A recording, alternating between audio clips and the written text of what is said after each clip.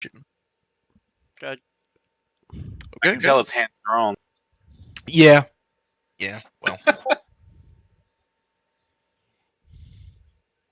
when last we left off, you guys had begun your journey, making your way to the Lost Peaks, with Julie leading the helm. You have begun making your way there at the behest of Revolova, Kay's patron, under unknown auspices, Kay keeping most of that a secret from the rest of the party. You have journeyed for quite a while and run into more than a few particularly nasty encounters, including two undead dwarves who seem to have a grudge against Julie in particular. What struck some of you was that Draloff, for the longest time, had held back on striking any of them, until eventually, towards the end of combat, he did light them on fire down at the bottom of a 5-foot hole. Over the course of your travels, Julie, you ran into an old friend, Makuz's son, Ornak, who shared with you that with Thardok's death, the odds of overcoming a new foe, or a new possible foe, within the Scorched Eye clan became smaller. He informed you that the Scorched Eye clan, after a combat initiated, after a siege initiated by Thodrok, went poorly, as he attempted to assault a town and was repelled by a particularly powerful wizard. This pale orc, known as Geladran the White, has taken over, along with some strange minions, and has put other members of the clan on edge. He has taken any claim on any treasures looted within the raids for himself, and has, for the most part, hung back, using the clan to his own ends. You shared with him that if you were to meet him, you would leave 3 rocks by the grave of Makuz as a sign, and hope to see him again soon. After that little bit of stretch, you guys make your way into the beginning of the high forest, following along the trail of the Desarn River. The high forest, entering into it, Treverin, you sense, even as you enter into it initially, that these woods are old, very old. And even though you have distanced yourself from the Fey Wild, and Fey magic as a whole, even you can sense the tinge of it that lies faintly, ever so faintly, upon the old wood. With Julie leading the way, continuing along the Sarin River, you eventually make your way to an idyllic mountainside. There are these 2 large peaks that sit next to one another, in between which flows a river into a wide lake. It is from this lake, this melting snow flowing into this lake, that begins to make its way through the old wood into the Desarn River that you have been traveling. Following up the western one, Julie leads you up towards the peak of the mountain.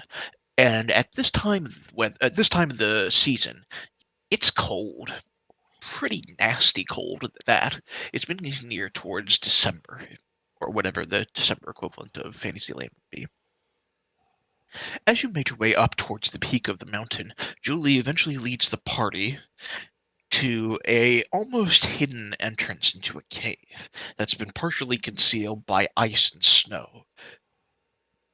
As you enter in, the chill wind of the top of this peak is immediately diminished as you enter through this partially concealed entrance. Entering in, the atmosphere inside is considerably warmer and damp. At the front of the entrance, as you enter in, you see the curved stone circle that surrounds what you assume must have been the statue of some dwarven god or hero at one point. However, nothing remains of the statue except its feet. Miscellaneous debris is scattered amongst the snow that blows in gently through the entrance.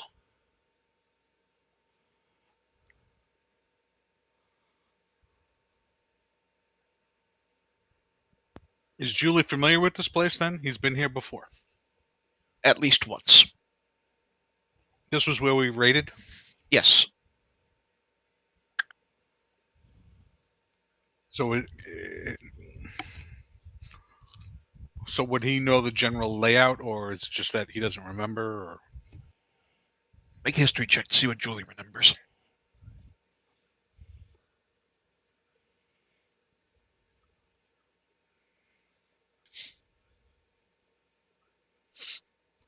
Wow. I clicked that right after you asked me to do it. It took a while to load there. Yep. So the general layout you're not super familiar with, and you're not sure the details of this floor, simply because you would have come in at the back entrance or otherwise fought the dwarves on the outer edge of the mountain. You do know that the back way is somewhere towards the south, and you also know in this grand hallway somewhere there's this big set of double doors that the clan never figured out how to open. I will relay all that information to the group. So we're going in blind from this point out, is what I'm taking? Braloff knows the entrance, knows this place, at least the first floor of this place, inside and out. Yeah, Julie will step aside and allow Draloff to lead. Nope. You don't know that this is Draloff's place. Oh. He never shared that information with you. All right. In that case, look around the corner. Okay. What's your passive perception? 9. Okay. Peering around the corner, you see scattered debris, and amongst the debris, there are here, there, and on occasion, the scattered bones of dwarves throughout the grand entryway that makes up these ruins. That's where all you can see from around the corner. Look around the corner into the bigger room. Okay.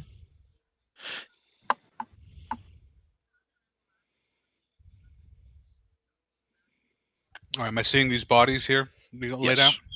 Those are the bones of the dwarves that are laying amongst the debris scattered around this grand hallway. All right, Julie's going to go over to one and check it out. Kelly, what's Okay. this in front of me?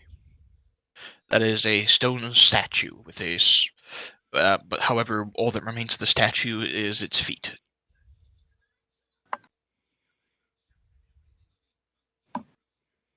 You guys can begin moving your tokens in and wherever you wish.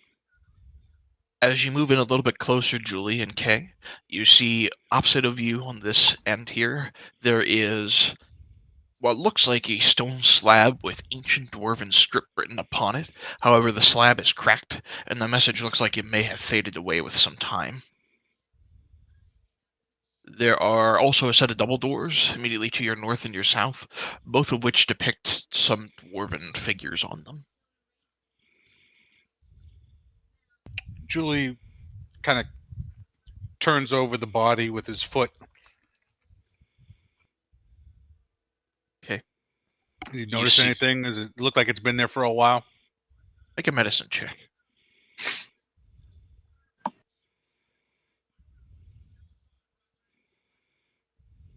Best you can estimate, it's been there for some time.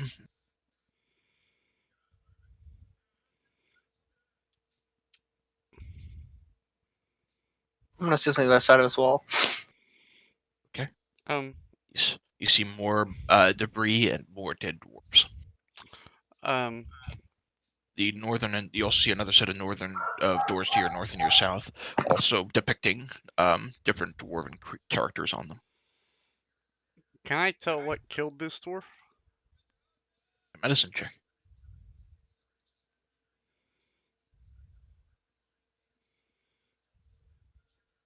The bones are old, and it's likely been dead a while, but upon close examination of the body, it looks like he may have been killed by a axe to the throat.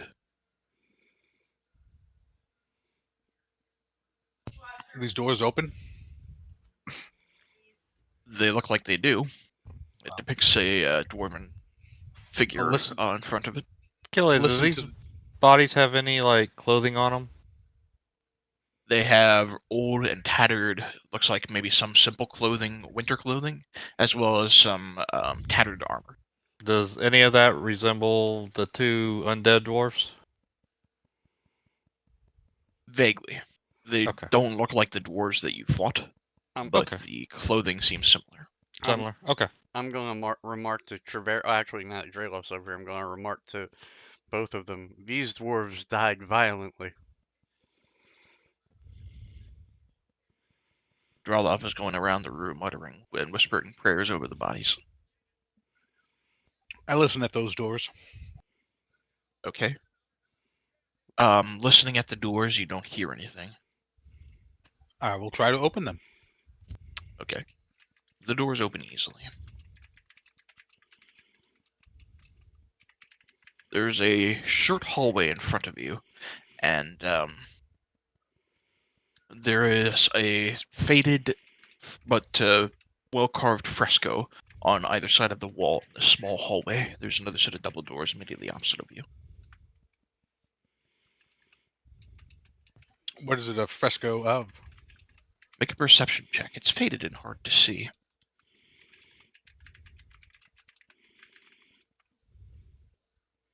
It looks like a thief falling to his death. All right, not going to go down that hallway.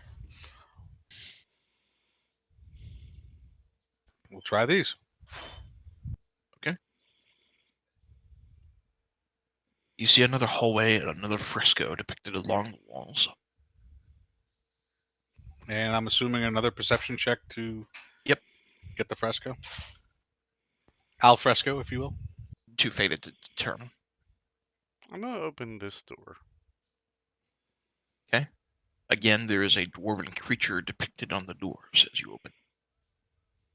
There's another small hallway with another set of double doors to its south. You also see that there is a fresco depicted along the walls of this area. I'm gonna take a closer look at it. I'm gonna step in. Okay, perception check. Okay, hold on.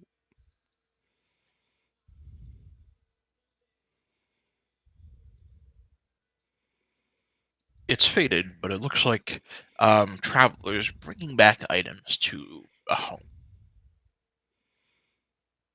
Like supplies and such, or You think so. and there's another set of doors here. Another set of doors there. I'm gonna, just gently open it. Okay. Seeing that this place is Before mostly we like a tomb. Okay, before we get to you, Kay, you're standing in front of a gigantic set of double doors, easily 40 feet tall and 20 feet wide. There is an inscription. Well, I should say, depicted on this set of double doors is this gigantic male dwarf in shining light and bright armor. There is an inscription written below this figure in an ancient dwarvish script. I want to yell back. Who can read Dwarvish?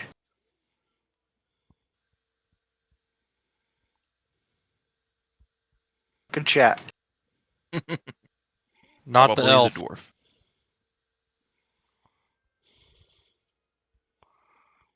Now, Singe, you said you were opening that set of double doors south of you?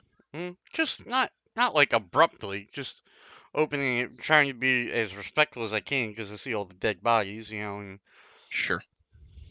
So gently opening the door beyond, you can see scattered across this room are the shattered remains of various pieces of furniture that look like they've been kind of left along the edge of the room in a discarded state. On the western end of this room especially, there is a series of large webs that are covered in ice. And there appears to be a set of double doors to the west that is slightly ajar. when you say large webs, like cobwebs, or do I think like Like spider webs? cobwebs. Make a nature check. Spider webs, but they're covered in ice. I'm gonna hold off going any further. Do I see anything? Do I from this vantage point, do I see anything that could be like a trap or anything like that? Make another perception check.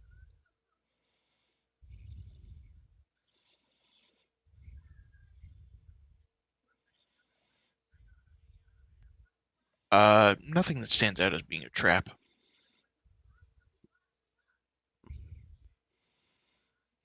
Let's see what's behind door number 4. I'm going to slowly move back to my compatriots. Okay. Again, this set of double doors depicts a dwarven figure on its doors. Opening it up, you also see a faded fresco along the halls and another set of double doors to the south. What does this fresco show? Perception check. What fresco? What fresco? I'm gonna approach Drayloff. And I'm gonna say, mainly because I'm new to this land, this area, this what I call it. I'm gonna say, um, do you know these dwarves? They're part of my clan. But from the degrade, I can't tell who is who. What happened here? Go ask Julie.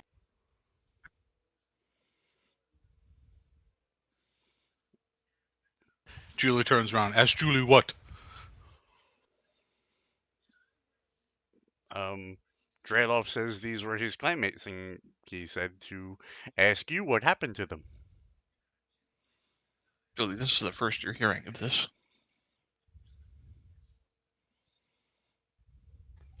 Julie shrugs and says, "We raided them. We won.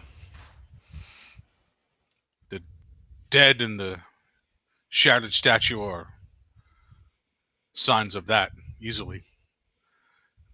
Julie looks over at Draylop and says, "Did not know these were your people." He nods respectfully. He goes, "They gave good fight."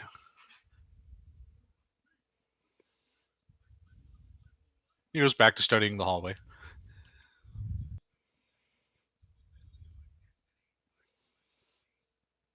And with that Drayloff, awkward silence, I'm just going to walk down this way.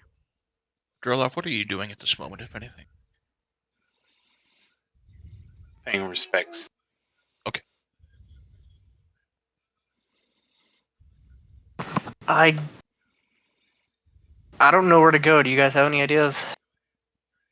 I want to look at that fresco that Kay couldn't see. Okay. Another perception check. Jay couldn't see. It looks like a number of dwarves bringing gems, gold, all sorts of treasure before a throne. The dwarves are dressed in all sorts of different styles. Before a throne? Yes. I'm going to tell Kay and Treverin that back in the room I was just at, there was all kinds of smashed furniture there, and it looked like ice-covered spider webs in the far corner. I I feel uneasy about going in there. I'll shudder a little bit thinking about the size of spiders that made those webs. Drelloff, are you doing anything with the set of double doors? Sorry, what'd you say? My mom was talking to me. Are you doing anything with that gigantic set of double doors? Yeah, I was typing it. I was reading it to my. I was reading the script to myself. Okay. So the door itself, or this large set of double doors, depicts Moradin, who is the chief deity of the Dwarven pantheon. The inscription below reads, "May all true sons of the Allfather find solace here. Raise his holy hammer high to open the way." You know that your grandfather supposedly went down into the rest of these ruins once, and that was it. And he just kept these double doors, this large set of double doors shut, and encouraged the rest of the clan to never try to go down, and kept the secret to opening them to himself. Ah, okay. I'm gonna walk up to So these. what lies Sorry. beyond these double doors, you don't know. Yeah, I don't know. I'm gonna walk up to these doors and open them. Beyond, you see a few more webs, although they're less frequent here, and the shattered, scattered remains of various bits of furniture that look like they've been put against the walls. When you say put against the walls, do you mean propped against the walls, just placed against the walls, or like What? yeah, Like they've just been pushed out of the center of the hallway. I'm gonna peek my head in and look to the left and look to the right. Do I see anything? Not in this darkness.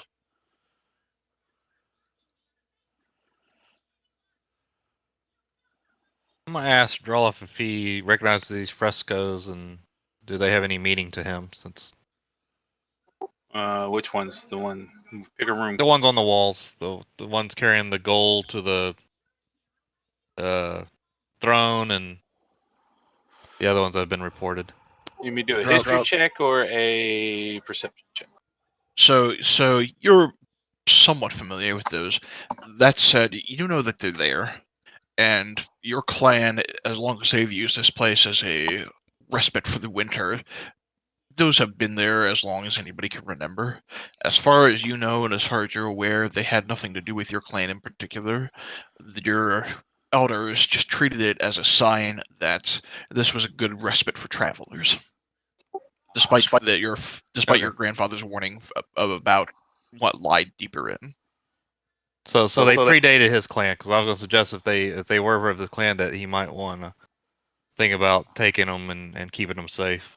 Since Yeah, they predate obviously his clan. Okay, all right, never mind then. This, even in this darkness, I can I see the lantern that Kay has? I think He has it. He has it Oh. on his possession. I'll hand it over to you. That's fine. No, I was just going to ask to take it out because I can't really see anything. Oh, sure. I'll pull it out and I'll light it and I'll hold it up high. Okay. It doesn't shine a light on any invisible creatures or anything of the sort. It provides a little bit of additional light to let you know that there's a set of double doors to the east and to the west. The ones to the west, there are more cobwebs around that area, and one of the double doors in that end is propped open a little bit. Which way would you like to go?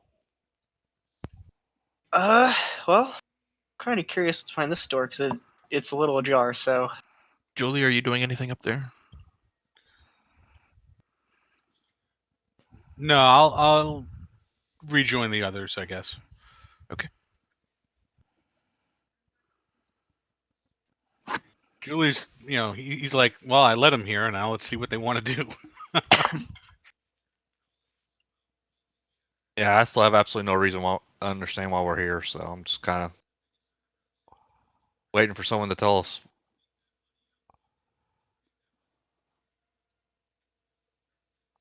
Being the new guy to the group, I'm going to ask Kay, is there a reason we're here?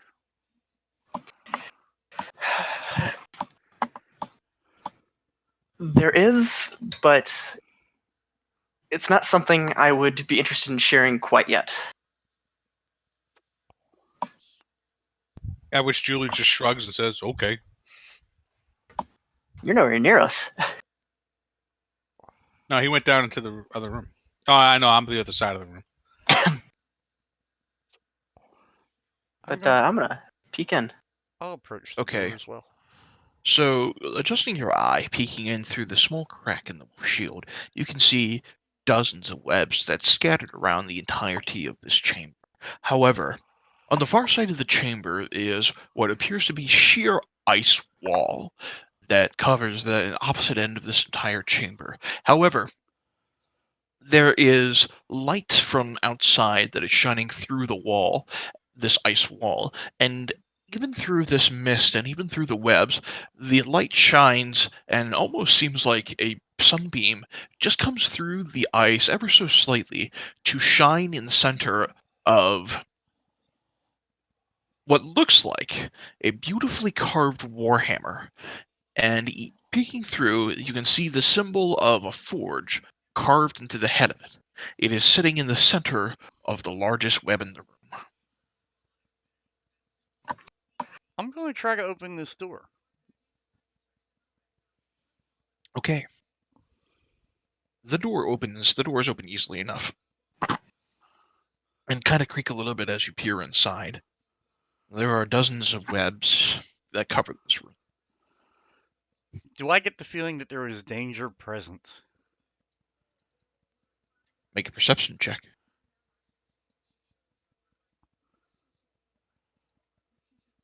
I can't roll anything but a fucking 5 for goddamn perception. What the fuck, man? Jesus. You have no idea. Maybe Kelly, your dice, just maybe for your dice are clarification. stuck. Give him a shake. Sorry, Trevarin, what were you saying? Yeah, just for clarification, these things are depicting webs, and this is depicting broken furniture. Yes, sir. Okay, just want to make sure. Sorry. I'm gonna step in as well, and I'm gonna start peeking around. I'm getting like a danger sense. It's not gonna matter. I also roll only 5s. You just see a bunch of these webs and this beautifully carved warhammer sitting in the middle of the largest web, which is right here. That would be Taking that this one more one. time. I didn't see anything. Right there. I'm going to approach it. I'm going to look up. Okay. As Kay walks in, and as you look up, you hear as surrounding the entirety of this room, especially the one right over the largest web, is this large spider with ice seemingly dripping off of its very mandibles that will fire a frosty web down at you, missing. However, surrounding this room also are its 6 compatriots, also with some ice dripping off of their mandibles, who are also all going to fire webs down at you.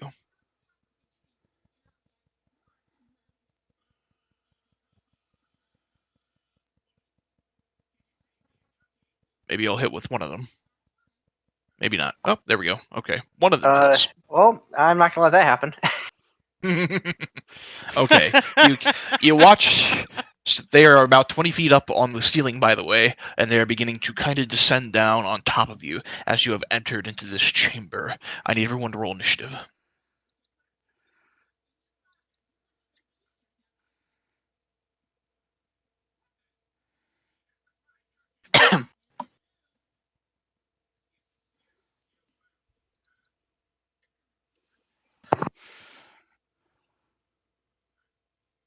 Okay. We begin the round, it looks like. 1, 2, 3, 4. I have everybody up. Okay, we begin the round with Kay. What do you do? I'm gonna yell back. We might have a small problem. And unsheath my sword, I suppose. Shing. If it's a small problem, we'll just let you handle it. Okay, more than a problem than that. I'm going to yell back, 6 small problems! I'm gonna run to the small one down here, and I'm gonna give it a thwack, I suppose. It's 20 feet up on the ceiling. Well then, fuck.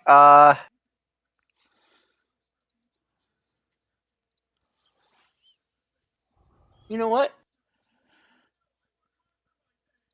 I I'm don't gonna know. cast that What? on the ceiling over here between these 3. Okay, 24 radius.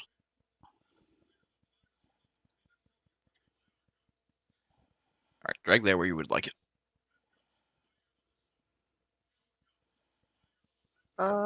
That'll do. Okay? It is conjured with the central point focused on the ceiling, and it swirls around towards the side of the ice wall as the ice is replaced by this even darker, colder, sort of inky horror. Alright, are you moving at all? And yeah, I'm gonna run back towards the door. Julie, you hear your compatriots call out to you from the other side of the room. I will take a dash action. That it? And well, yeah, no, that's my action, so I'm good. Okay. Singe. If I'm doing this right, I should be. I'm going to cast this right on top of me and Kay. Spirit Guardians, okay. Mhm. I'm just going to turn on the description so that I can see that for the future until I get familiarity with it. Want me to hit it again? I got it. Okay. Alright. What form would you like those spirits to take, just out of sheer curiosity? Why, angelic dragons, of course. Okay.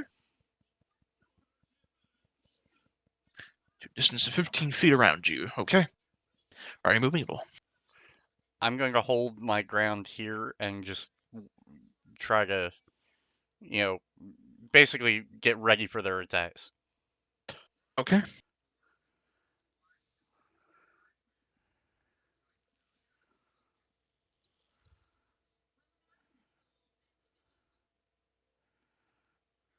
Alrighty. Treverin, you're up. What's the 20-foot radius thing that's in there? Hunger of Fadarin. It's up on the ceiling. Oh, okay. So it's the tentacle thing. Mhm. Okay. Let's see. Check measurements here. 90 feet. Can I actually see the spiders on the ceiling coming down? Not from this area. The ceiling Okay. is too high. All right. So I'll walk up here next to Julie. Fine. Yep, that's my move it. And say, "Okay, what's the problem? I don't see anything. Yeah, Paranoid or something?" I'm just gonna look back at him and just point up with like a stern face. You see the shadowy form of Kay, hood drawn over his face, just kind of turns around, and even within the darkened hood of the face, the eyes just kind of give this cartoonish frown as he just points up. This is no time for disco dancing. Oh, and Kelly, if I wasn't clear, obviously the spiders are the intended targets if they... Yes. Yeah. Yeah. No, I'm sorry. I thought you were targeting Julie with that. Well, I could have been targeting Kay, in which case... Hey, no ideas, please. Yeah. Okay. Then I'll shout, "Okay, how tall is the ceiling?" Ha- 10 feet taller than the hallway they're in. I will relay that information.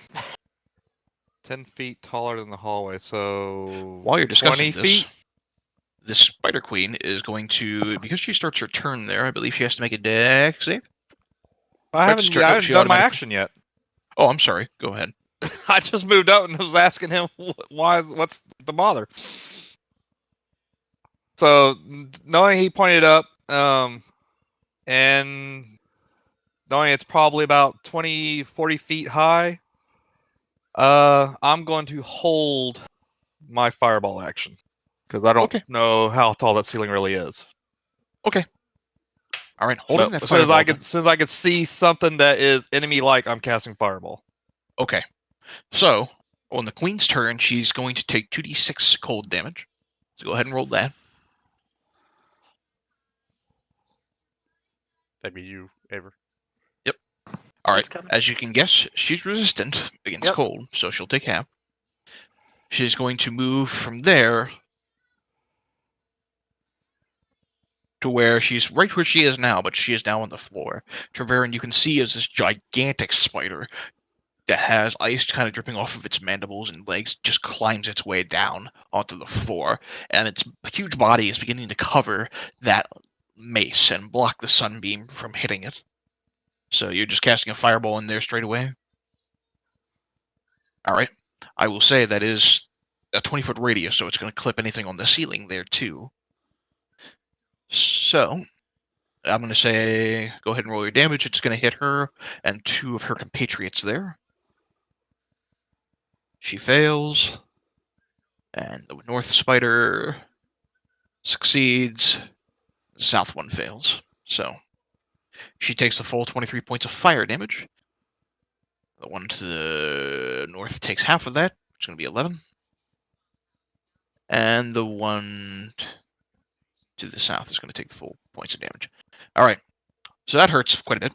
But as she gets to the floor, she's going to attempt to fire another web over in Kay's direction.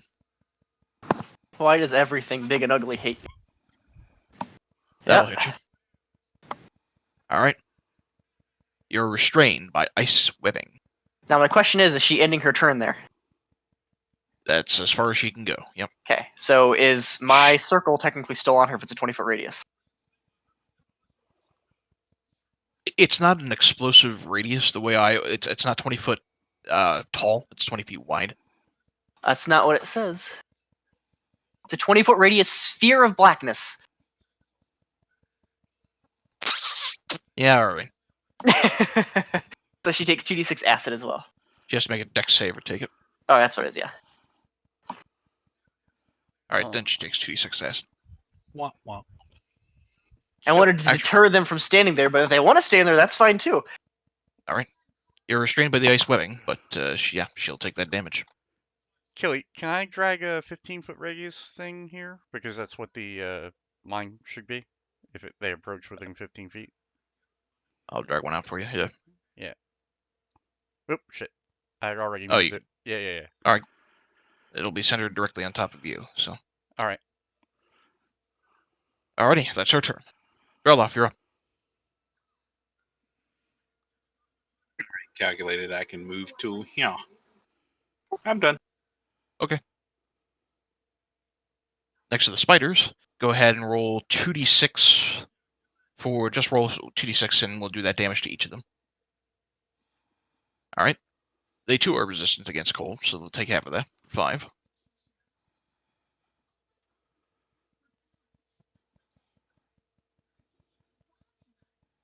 All right. Then, not being particularly intelligent creatures, they are going to full on dash. I believe they can do this. 20, 30, 10. So it takes 30 feet for all of them to get to the floor, and then they have another 30 feet of movement. So that one goes right there. It's going to actually, oops. Actually, it's going to go right there. This one, he's going to be stuck in there. And this one's just going to go right about there. There we go. Wisdom. All right, so they get onto the floor. Those two who enter in make wisdom saves. And you're trying to 2. be a 14. Okay, the north one succeeds, the south one fails, so he takes, I believe it's 3d8 radiant. Hold on. And they actually take half damage on a success, so roll twice. First roll for the one who takes half damage, second roll for the full damage. Okay. So the first one takes 11 points of damage. He looks pretty badly injured. And here's the second one. All right. Second one, you watch as the spiritual forms of these dragons begin to kind of flit around, swarm into that creature, and it just kind of collapses as they kind of stick their spectral swords from their wings, pulling it from behind them, and just mob and grind. Go ahead and roll the 2d6 acid for the one spider, actually for both of those spiders. Okay. Yeah, there we go. Boo. And they actually, if I forgot, they have to make dex saves. Yes. One to the left, and then one to the right. One to the left takes no damage, one to the right does. Okay. And then this one's going to jump down to the ceiling and dash right next to you, Singe. Okay. Again, not particularly smart creature. Yeah. Go ahead and roll your... I guess he has to make a wisdom save. He Go ahead and does. roll your 3d8.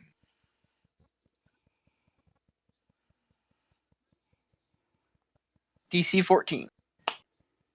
All right. So that one as enters in gets swarmed by a couple more of the spirit guardians, and that one just gets stabbed. All right. The last two are going to stay on the ceiling, climbing out to where they can see, and they're both going to fire ice webs at you, Singe. Okay. Actually, I take that back. They have to see if they recharge first, because they're not the queens. They don't always have it. So 1, 2. Okay, one of them recharges. We'll count their first attack, which is 11, which I know misses you. Yep. All right. And that's going to be all they can do. All right. Top of the round is K. At the start of your turn, because you are in that ice web, you're going to take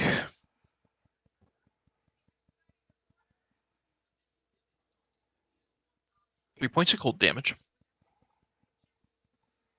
And because you're going to take that damage, I need you to make a Constitution saving throw for the Hunger of Adar. Okay, it's still up. But the web, you are restrained, and it is freezing cold. All right, and strength check trying to break it, correct? Yep.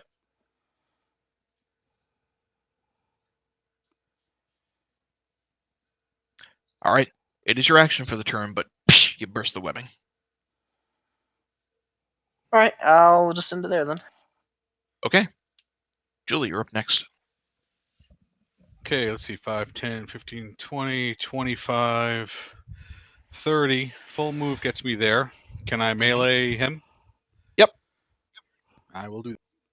Passing between the floating spectral guardians that Sinch has conjured, you move past them. They allow you room for entry as you move between your allies for the strike. There are a couple of them that are even stabbing the spider. 24 absolutely hits. Go ahead and roll your damage. Okay. Just double checking if I re-rolled those Yeah, it dice. did. We rolled the 1 into another 1. Okay. Fortunately, that particular spider was badly injured enough as it is. You take your swords. As you come in for the final strike, the spectral guardians begin to swiftly move out of the way, and you come down hard with the sword into a stabbing motion right through the creature, kind of Sam style from Lord of the Rings, and and this creature shifts its legs, kind of flying out over the place before it just keels over and dies. Okay, no other melee combatants, then I am not going to take my other attack, and I'm just going to end my turn. Okay. Yeah, because I can't advance any further. So Okay. Send you're up. All right, hold on. Let me see here. What do we have here? On the queen, To communicate. I'm going to cast spiritual weapon. Okay. Had to think. That's not concentration. No, it is not. No, Right? it's not. I didn't think so. All right. So you conjure the spiritual weapon. I'm going to just drag a 5-foot token out so we Yeah, can that's see it. fine. There we go. You can place that wherever you like. Right I there. will say, however, that the 10, as it comes down, what form does the spiritual weapon take? Great sword. Greatsword. Okay. If forms in the form of greatsword with entwining dragons kind of circling around the hilt, as it attempts to slam down into the spider, it shifts out of the way and just kind of crushes against the web. It doesn't do anything to the web, it seems. Okay, and other than that, I'm pretty much good. I'm Okay. preparing to be attacked. All right. Treverin, you're up next. Okay, so since Julie messed up my idea, let's move here. And what I would like to do is I'm going to cast this specifically targeting the queen's web generating organs. All right. You're above acid. 2 creatures. All righty. You want to melt her silk reducing. All right. So, So targeting the web producing area, she kind of shifts around and you manage to catch the acid. She goes as it clearly seems to sting. She looks like she's on the ropes. and that's my turn. Okay. Because she's still technically in the Hunger of Hadar, she's going to take 2d6 cold damage at the start of her turn. She's at 1 hit point. Don't bother rolling. The tentacles just kind of wrap around her as she tries to squirm away and just pull her into the inky darkness. And you hear Kay. I could use this one later. Interesting experiment choice. Shudder. Droloff, you're up. I can move to here. I'm The dwarf catches up. finally. He can outrun Julie to a freaking cart, but he can't move faster than the rest of them. He moseys on over. All right. There are 3 remaining spiders. Go ahead and roll the 2d6 cold damage for the one spider that is still in the Gryffindor. All right. He's going to take half of them.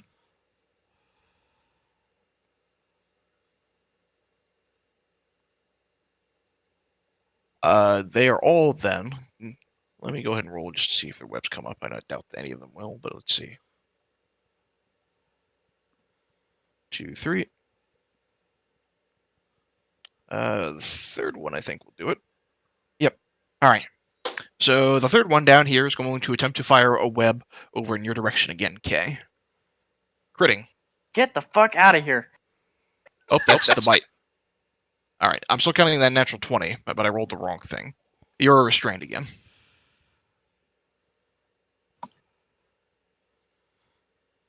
All right, and then the other two are going to climb over the bodies of their dead compatriots. They have to make wisdom saves so they enter into the realm of the spiritual guardians. One does, one 19 and doesn't. 11. Yep. North one does, south one doesn't.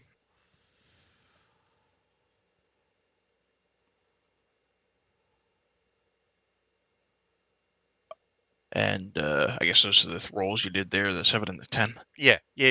Oh, okay. So the north one takes half damage. It's 3. The south one takes the full 10. All right.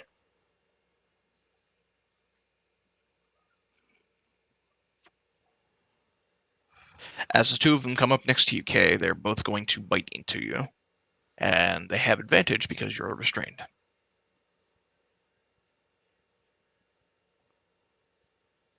Miss. And a miss. All right. They are both still technically also in the Hunger of Adar, so they have to make dex saves. And I don't know what your spell save DC is. Spell save is 15. Okay, then they both succeed. You're up, Kay. At the start of your turn, Oh you take boy. you take 1 point of cold damage, just one, and I need you to make a con save. All right, it's still up. Here goes the web rip.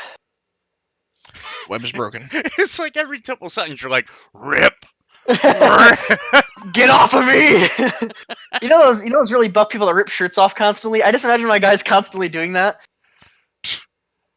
The Warlock with the buff. All right. It's That'll like the be joke it. guy who does it, and every time he's got a different shirt on underneath. He just keeps ripping them. it. All right. Are you doing anything else after you rip the webbing off yourself for the second time? That's all I can do. Okay. Julie, you're up. All right, I'm going to melee the one in front of Kay first. Okay. They've taken a couple of hits. 21 hits. Wow. All right. With one hefty cleave of your greatsword, you come down hard and split this creature's mandible in two. All right, and I'll attack the one in front of me next. All right. That also hits. Okay. Yeesh. You come down less hard on this one. It does do a little bit of damage, but that one stutters around and looks at you angrily and hisses. Julie will hiss back angrily. All right. Anything else? No, I am my turn. Okay. Sind, you're up. Okay, I'm going to attack this spiker. Okay. And I pulled up the wrong thing. Hold on.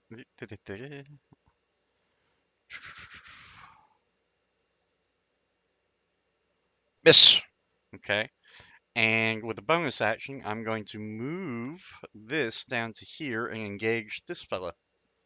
All right. Roll for your spiritual weapon. Yeah, I just don't remember. Do we just cast the spell again? Just click on the spell again. Yeah. Yeah, okay. Just don't deplete the point. That's all. Yeah. Hold on. Spiritual weapon. All right. 13 does not quite hit, unfortunately. Okay. Yep. Shift out of the way just in time for the sword to miss. Fair enough. Okay. Treverin, you're up.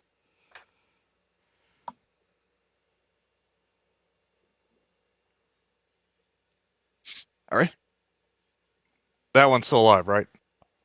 Yes, the one in the middle Okay. there is still alive. All right, and so nothing's within 5 feet, so that takes that spell out. So I'll just hit him with firebolt then. Okay. 14 just hits. Go ahead and roll damage. All right.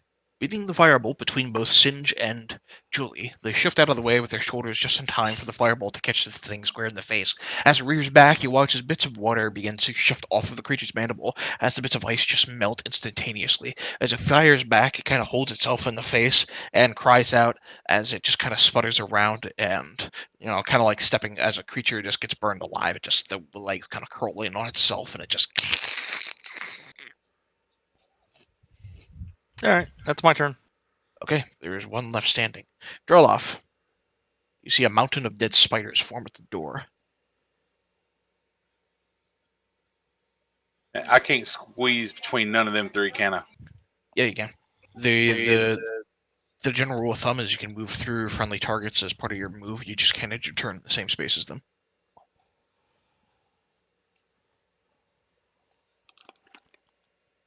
I can. Okay. I can move. Damn it! There. I can move to him. Yeah, you move down. Move down. Okay. Okay. Am I close enough to hit? You are, but I believe you dashed for an action. So. No, because I can move 35 feet. Yeah, he's Oh, got. you can? Oh yeah, yeah, barbarian. All right, go for it. Where the hell is the green? All right. 21 certainly hits. Nice. All right, first hit comes down. The spider kind of stirs a little bit as you come down hard into it. It rears back with a couple of its mandibles like it's trying to scrape the blood out of its many eyes. You got a second attack in there? I thought I was holding back in case it died. Not quite. This one didn't take any damage. 22 hits. All right. This creature is on the ropes here too. Looks like it's about to keel over, but not quite enough damage to take it out. This is my turn. Okay. This creature, in a desperate bid to try to fight back, is just going to come up against you, Drelloff, and attempt to bite down on you. That'll hit.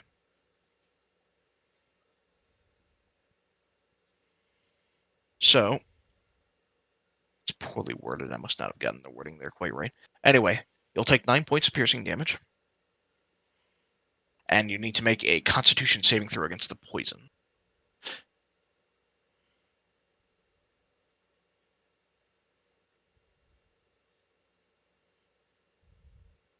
Okay. All right, you succeed on the saving throw. So you're going to take half damage. And you're a dwarf, so you're naturally resistant against poison. So you're going to take 3 points of poison damage. And that's its turn. Okay, you're up. I will charge up beside Droloff and also hit this thing. All right. 23 hits, 10 does not. All right, you finish the last of the spiders off. You're out of combat. I got to hit one, damn it. I'm gonna approach the hammer because I'm curious why they're defending it. I dismiss the angelic dragonkin. Okay. The giant spider queen has her dead body's kind of draped over it, so you have to do what you can to kind of shift around through the webbing and push it out of the way in order to get under there. I'll lop off limbs if I have to. No, you said I got taken away. What's that? You said the spider queen got taken away when it died. Oh yeah, you're right. I take that back. You're right. It's gone. It is gone. All right. I forgot. Yep. So she's gone. The hammer lays kind of in the middle of this web. The sunbeam still kind of shining down on top of it. Once the Hunger Fadar actually disappears and the sun is allowed to shine through the ice once again. The hammer itself looks like a war hammer. There is the symbol of a forge carved into the head of it. And it sits in the middle of this web. I'm going to ask Drayloff if he recognizes this. That's why I'm coming to pick it up. Drelloff, you think this would have been in the possession of your grandfather once upon a time. Yep, that's why I'm coming to pick it up. I'm going to search around the rest of the room. Knowing that this is Droloff's family's place, I'm gonna be respectful and just let him. I'm just gonna back up and let him do what he needs to with the hammer. And Julie will help you search. Okay. Upon searching through the rest of the room, I'll save you the perception check. There looks to be maybe bits of body parts of possibly some of the dead dwarves that these spiders were feasting on at one point or another. As far as anything else of value within this room, nothing stands out. Okay. No frozen victims or anything like that. No new frozen victims, no. All right. Do I know if there's anything special about my grandfather's hammer? You knew it somehow was the key to opening that set of double doors. Okay. Because I remember it said you had to, a son of the All-Father. I'm going to I'm gonna walk back out, and on the way out I'm gonna say to Kay, I guess there was danger. What a I'm danger. gonna listen to these other doors at the end of this storeroom, hallway, whatever. Make a perception check.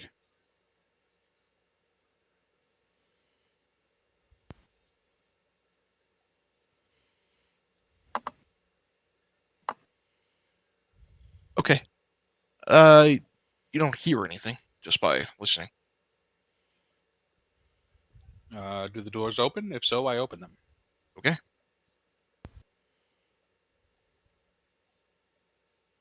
They lead into a hallway beyond. Some sort of room beyond. I'll enter. Okay. Hold on a minute. I see that As little you, guy down there. as you enter in, I'm pretending I don't see him.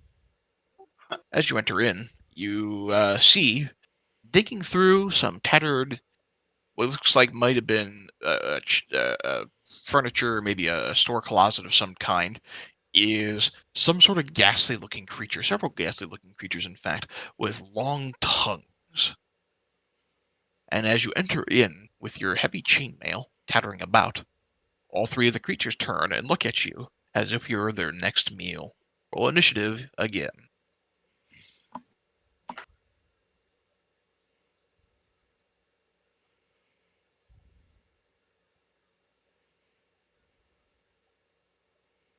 And this chamber smells like rotting meat and leather. The temperature in that chamber is also a little bit colder than other parts of the complex. And it smells like rotting meat. It smells like rotting meat and rotting leather. Okay. All right. These creatures all go first. So, seeing you, they're all going to move into you right away. Mm-hmm. Make sure they can all get there. I believe they all can.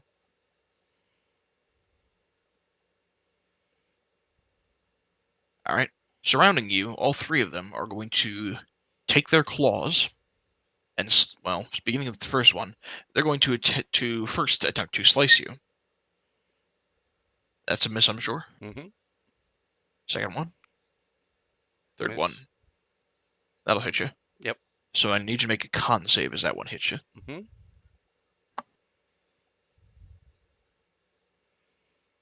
All right. You feel this almost paralytic effect try to take hold of you, but you shake it off. Okay. And You do, that's however, take 13. 13 slashing. All right. As all three of these smelly creatures run in against you. Drelloff, you hear the sounds of combat coming from the other end of the chamber that you just left. I'll catch up. It's like endurance training for dwarves. There. Okay, you can dash as an action to move double your feet. So, No, there we go. I'm in there. yeah. All So right. what's it called? Dash action? Yep. Basically, you spend you take your movement action and then you spend your action for the turn moving again. It's called the dash action. It allows you to move double whatever your movement speed is. Okay. So Still the noob, sorry. that's okay. Letting you know so that you don't spend 3 turns trying to get from one place to the other. All right, Kay, you're up. I will step beside Oh, Julie shit. here, and I'm I gonna did not mean to smack hit the that. shit out of this one. Sorry. I was looking for a description. Oh. Well, everybody else is doing their shit. Be right back. Okay. All right. So coming in towards that creature, 14 and 22 both hit. All right. You charging at this creature, slashing twice against it. It rears back.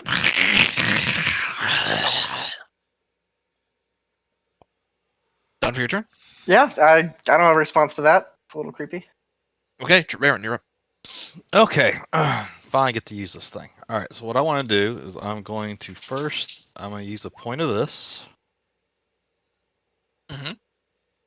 and targeting this guy right here first, I am going to hit him with Ha. that. All right. 20 hits. And if you're twinning the spell, you'll twin it against the second creature, but go ahead and roll. Take care of your ship for this first one. So go ahead and roll your damage. All right, so it can be either thunder or acid. It's gonna be acid for sure. All right, it burns away at the flesh, causing it to smell even worse. And then since I'm twinning it, I will hit the guy right next to him. Okay. 14 will still hit. On work this time. That's going to be either acid or lightning. Just because it already smells bad, I'm just gonna use acid again. Okay. It burns And that away could at have the been so much flesh. more fun. Ah, well. Okay, are you moving at all? Nope, I'm standing here. That smells All bad. right. All right. Julie, at the start of your turn, I need you to make a Constitution saving throw.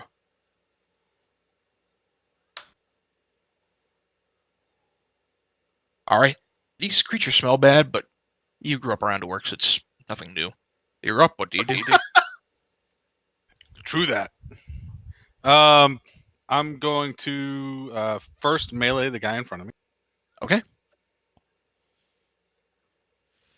Oh shit! Wait, no, too late now. All right. First swing Um, hits. all right.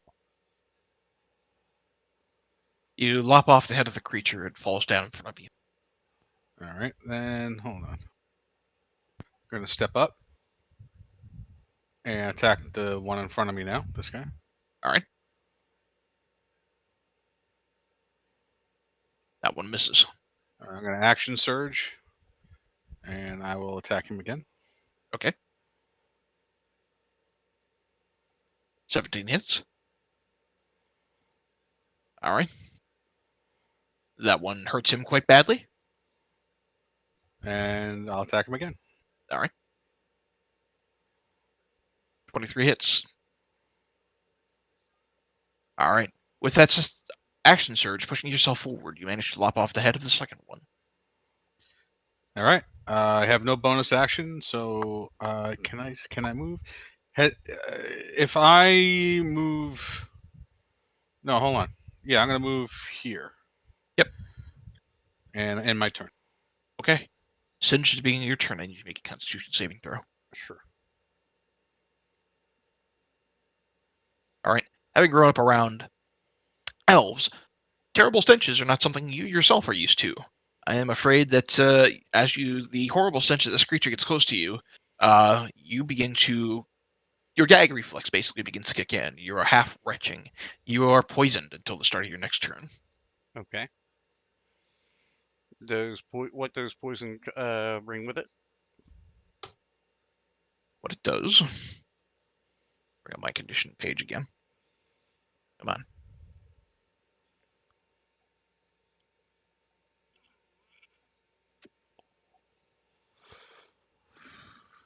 Poisoned means you have disadvantage on attack rolls and ability checks. All right. Well, with that said,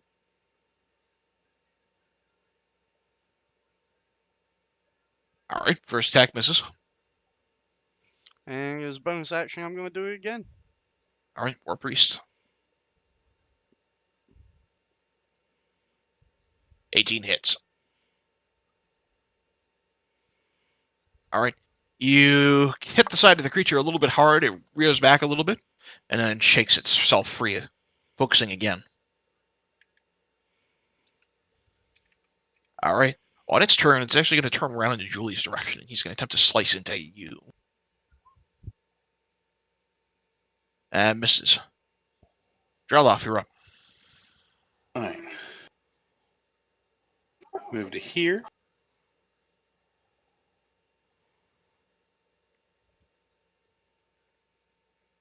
13 just hits. Go ahead and roll your damage. All right, you come down hard on the creature, which shudders back, its long, elongated tongue kind of looking around at you, half blinking with its eye as bits of phlegm or whatever the heck it begins to kind of echo across its face. You got a second attack? The way you were describing that, I thought he was dead. Okay. Not quite, Well, he but he's is. injured. Well, he is, yeah. That misses. On that one, he manages to jump back, and you're a little slow on the upswing. Ends my turn. Okay, you're up.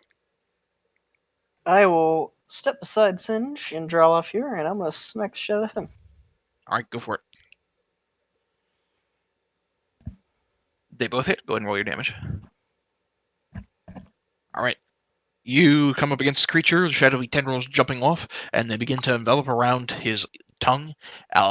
As you come up with the upswing, and it looks like it basically just rips his tongue out as the sword cuts into the flesh, and you just eviscerate him. You're out of combat. I'm going Oh, to Search this room. I'm going to heal myself. Okay.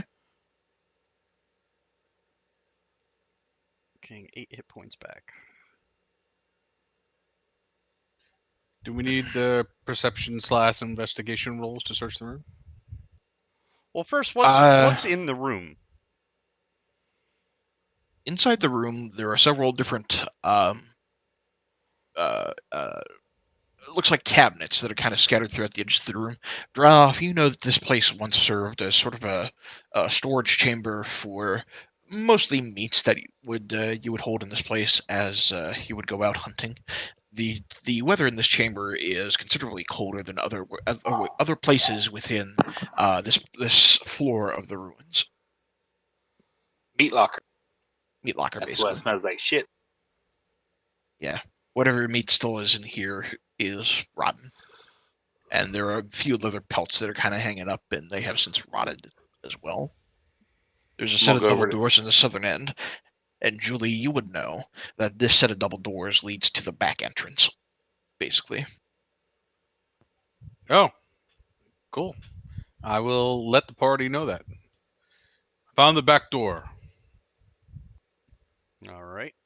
And now that I'm looking around, I kind of remember this is where I came in. Yep. Okay, so nothing here. Nothing to see here. Very good. Nothing else that stands out.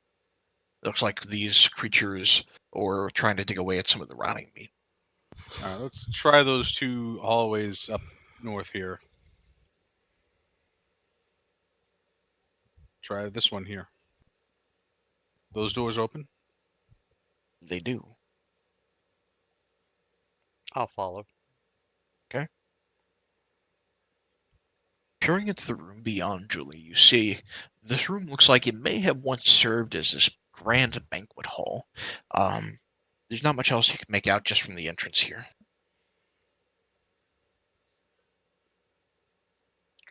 Trail. Yeah, I was going to say, Trail, if you can drag yourself closer.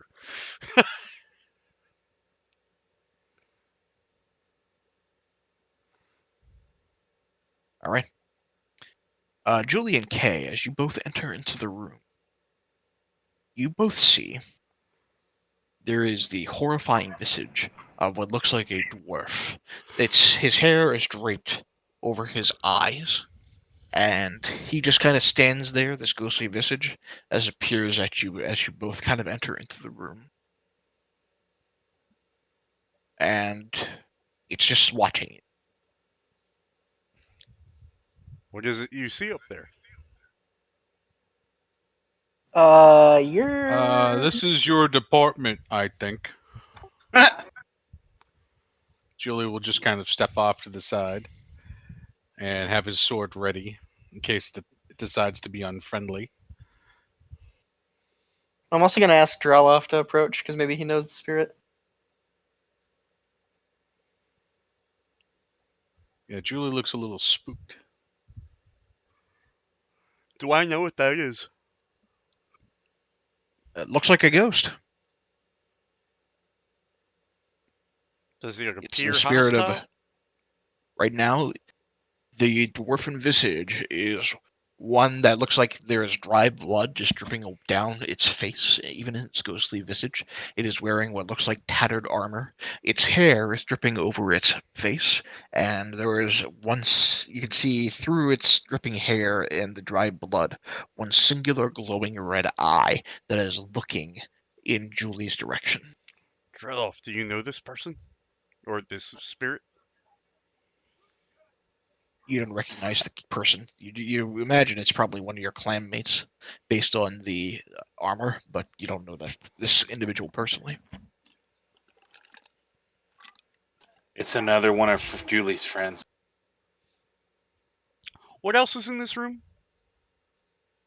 When you get a better look at the room itself, you can see that the ceiling of this chamber is carved in the images of angels watching over the room below.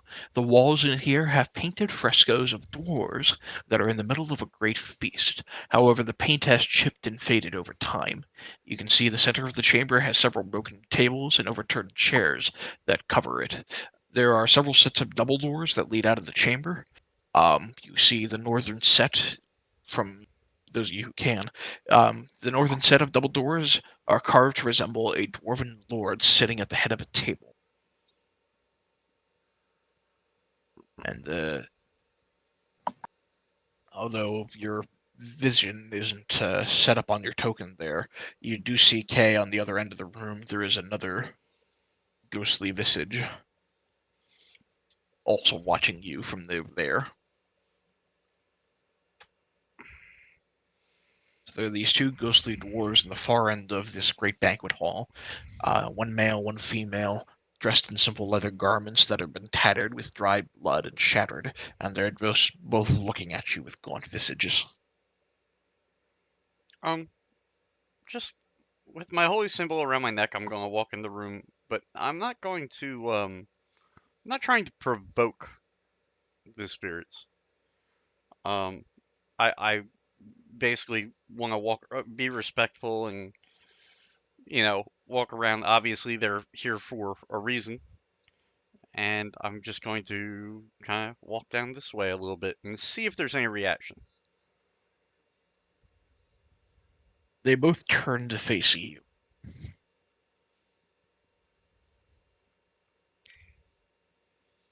But they're just watching you.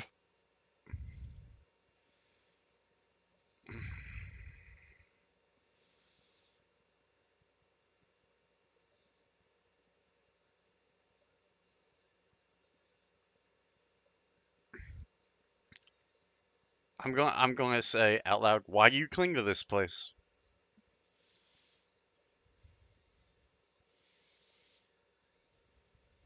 No response.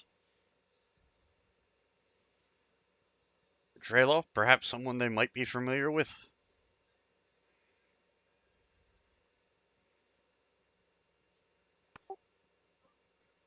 Why are you?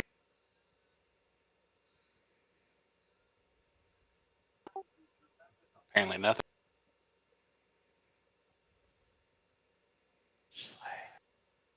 I could hardly hear that. I couldn't hear it either. That was the point. Thank you, Captain Obvious. There are whispers, but they're faint and hard to make out.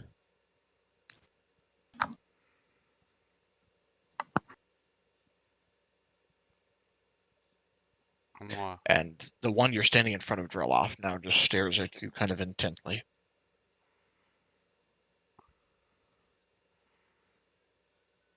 I'm going to walk down. I'm going to keep my eye on the spirit and just attempt to open the door. It just stares at you, but otherwise has no response. Does the door open? It does. I see anything Peering on at the other side. Oh, sorry. Yeah. The room beyond looks like it might have once served as a kitchen, but looks like it hasn't seen use in ages. There is now a layer of dust that sits upon cabinets and a stove in this room, and there are no cooking implements to be seen. Is there any kind of danger I'm perceiving here? No. But, Treverin, as you and Drelloff are kind of taking a close look at these two spirits. They begin to raise their faces up, and you hear as they both begin to wail mournfully.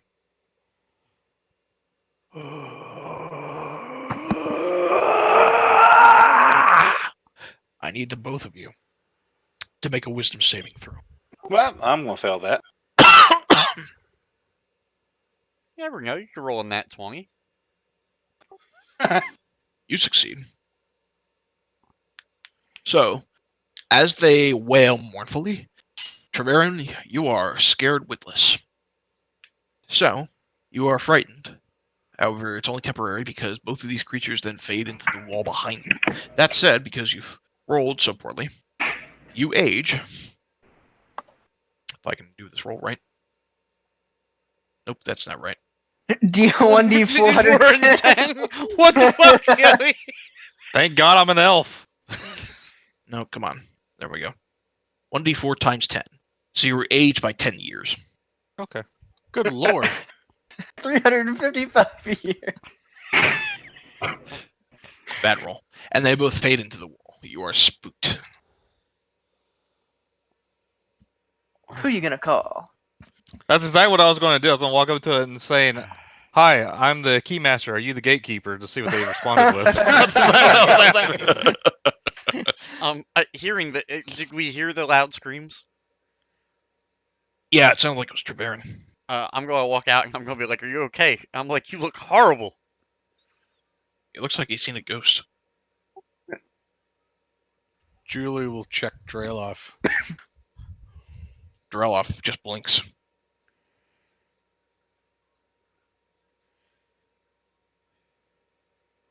Incidentally, that's a far worse spell if you're a human. I know, Or a dwarf. because I had to deal with it last campaign. Like I said, I'm glad I'm an elf. Suddenly you're 110 and your heart gives out. Thank God for those dark dwarves. Yeah, as a human, you age by 355 years. It's like the scene in Indiana Jones. Yeah, turned to dust. You drank from the cup of the carpenter. All right. He chose poorly. Poorly. All right. With that, We'll open this top door, I suppose. Okay. So you're gonna follow the ghost. Go for that. the ghost just Well, went through that'd a be- wall. I don't know if the Yeah. ghost is on the other side of the wall. So, I will remind you that the northern double set of double doors here depicts a dwarven lord sitting at the head of a table. So, opening the door. Yes?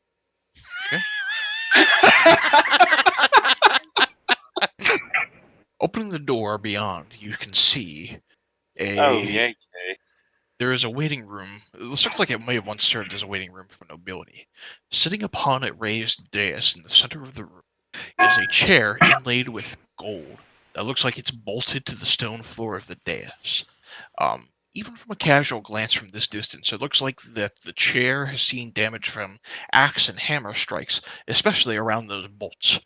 Standing on either side of this gold inlaid chair are the gray, partially rotted bodies of two dwarves in barbaric-looking armor, and their eyes are glowing red with hatred. And the one on the left, who looks like he might have been older, speaks. Ye enter into cursed halls, intruders. Why have ye come? Singe goes, to be honest, I know not. I will step forward and go. We seek entrance to the halls below. This hall, the halls below are cursed, and bring And naught but ruin. I seek to rid them of said curse. Your meddling, the one on the right says, your meddling will only damn our trapped souls. Are you not already damned? You stay here and you cannot leave. Drelloff, as you're listening to this conversation, the two voices sound familiar. I guess I'll go in. Here comes the dwarf sprint. On the figures are dead. Their eyes glow red, but you clearly recognize the figure on the left is that of your granddad, Thorgrim. The one on the right is your father, Haildrim. And they both are taken aback, and they go, "Why have you returned?" I didn't want to come back. The warlock took me. What is he to you, grandson? This is the Compatriot. first time you're hearing him, the dwarf addressed Drelloff as grandson. He's a compatriot and friend, grandfather.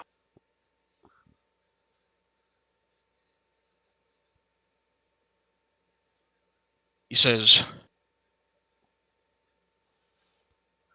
"The halls below are as cursed as ever, as I have warned you before. But if you are to enter into the halls below for some greater purpose, I must ask, what do you plan to do with whatever you find?" Avenge the clan. "How?" says your father.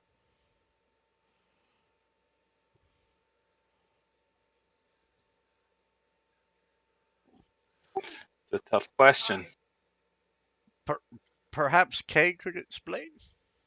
I'll step forward and go, have you told him what is down there?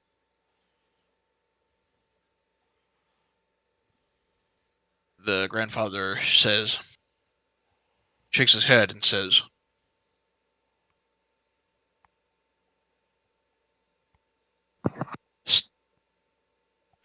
"Below these halls, the halls once belonged to a dwarven empire far more ancient than our simple clan. It is entirely likely, based on our proximity, that we were once the ancestors, that we are the ancestors of these once deceased dwarves. It was folly to ever rest here, as our souls are trapped within these bodies, damned to walk the halls and keep it for reasons. Underneath be ancient pools, thought to serve as both a portal and a gate to other planes of existence and worlds.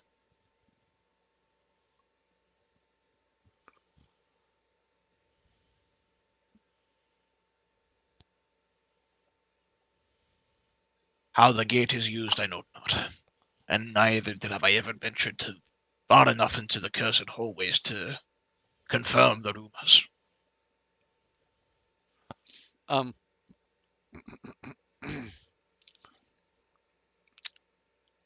No, never mind. He wouldn't know that question. All right.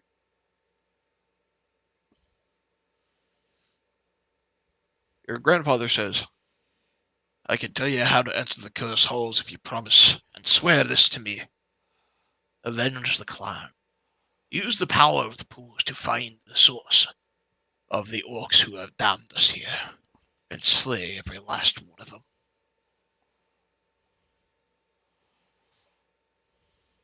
I swear it on your hammer, grandfather. Do you show him the hammer? Yep. Okay. He says, and the father just kind of folds his arms and nods.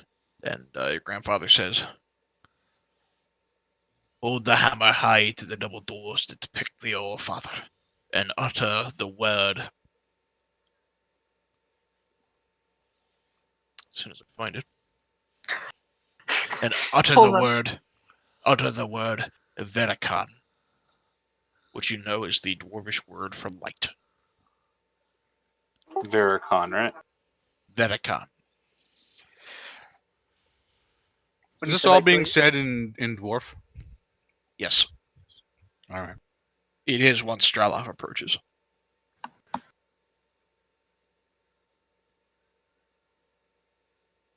And you're just kind of watching from outside.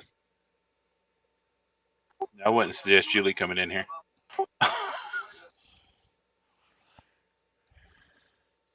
right.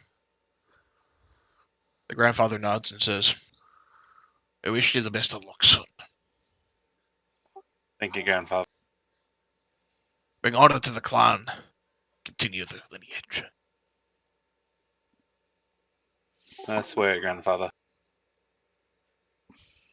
They both nod and wait for your departure. They say, "We are trapped here as it is." I ask, I show my father that I'm wearing his amulet. he nods, holds up his arm as if to attempt to embrace you, and then realizing what he is, kind of pulls back and says, "I ask you one promise, son. As you find whatever it is you're looking for in those damned halls below, when you leave this place, don't return. I didn't want you to remember us like this." I promise, father. All right.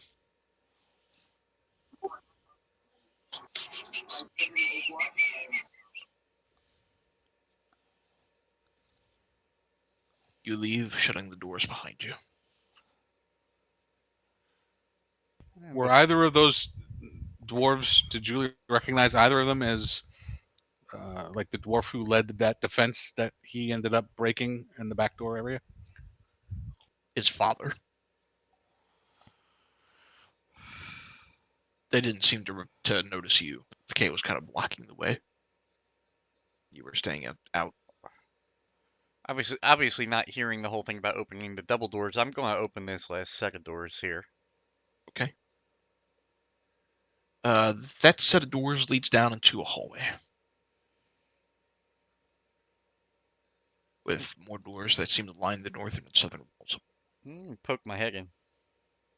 Okay.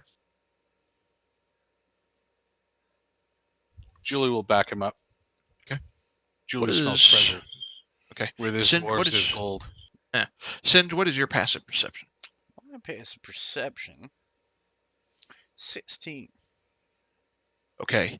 As you begin to enter even into this hallway, on the outside end of the hallway that you are entering, you can hear the muffled sound of something large on the other side of the double doors in the far end of the hallway. I think there's something down here. I hear something from the other end of the hall. I'm going to go approach. Okay. The sound gets louder as you make your way further down the hall. What's You it can also sound see- like? Sounds like something maybe eating. Something maybe eating. Yep. Something large eating. Yep. And there are also these single doors on the north and southern ends of the hall. As we kind of walk down, I'm just gonna poke my head. I'm gonna poke this door open just to see if we can see anything in there. You poke your head open, opening the door. Inside, it looks like it might have been a bedroom. There's a small dresser inside. Although the chamber itself is somewhat scattered, it looks like it's been kept in mostly decent condition. Although you do see scattered around the bedchamber are several bones. All right, the same thing as I walk closer to here. Okay. Another bedchamber, similar status.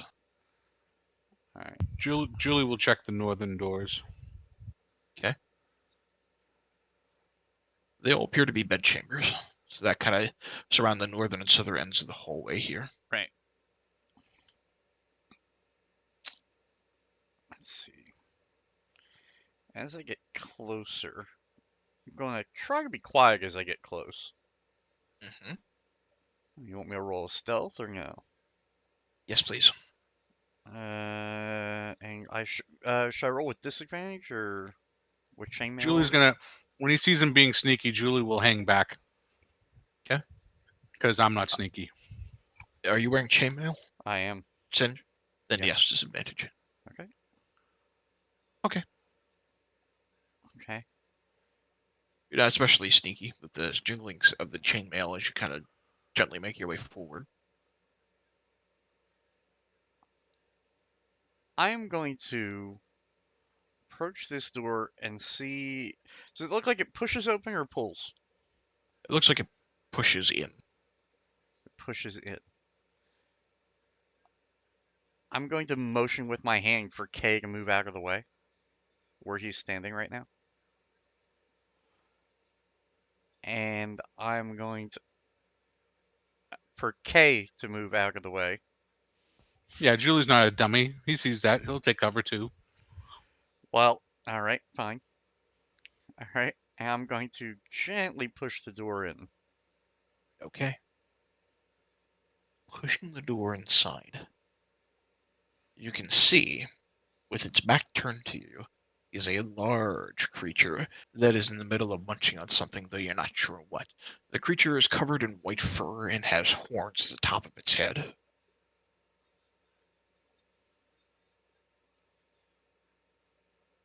Do I know what this creature is? Make a nature check. Oh, shit. I'll count to 20. It's a Yeti. Turning around just my head, An especially large one, too. I'm going to mouth the words, mouth the letters Yeti. Do I think that my friends understood me? Maybe. I'll like peek over and like shake my head to you, or nod my head to you. Yeah, Julie doesn't get it either. I just shrug, trying to figure out what is he talking about. And with that, I'm going to go again. I'm going to go YETI, but just mouthing it. Do I think that they understood me that time? Why don't you all make a perception check, except for you, Singe?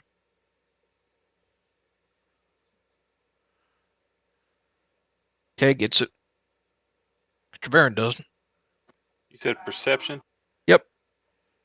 Julie doesn't. Nope. Nope. Treverin gets it. The rest of your companions look at you and just kind of shrug their shoulders, like, what do you? I don't get it. I will draw my sword and start walking forward with you. Out loud, I'm going to Okay. go, Yeti! Ready? Ready? What? Roll initiative. Oh, God.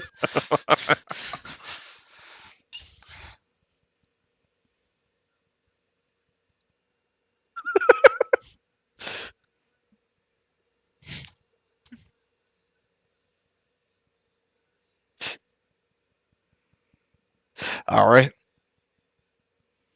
Treverin, Singe, after your companions look confused, just shouts in frustration, Yeti! And you hear a rumble and a roar from the other side of the double doors. Yeti!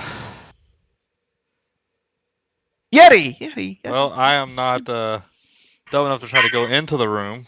Being the sorcerer, I will ready. Because I thought I heard him say ready. I'll ready a firebolt instead of Yeti. Okay. Singe, you hear, Ruff! Arr! Singe is going to move 30 feet in the other direction. And at the doorway, he's going to cast Spiritual Guardians. 10, 15, 20, 25, 30. And if we could drop the center of that right on top, I'll do it if you will allow me.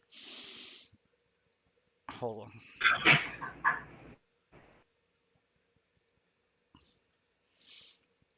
Hold on.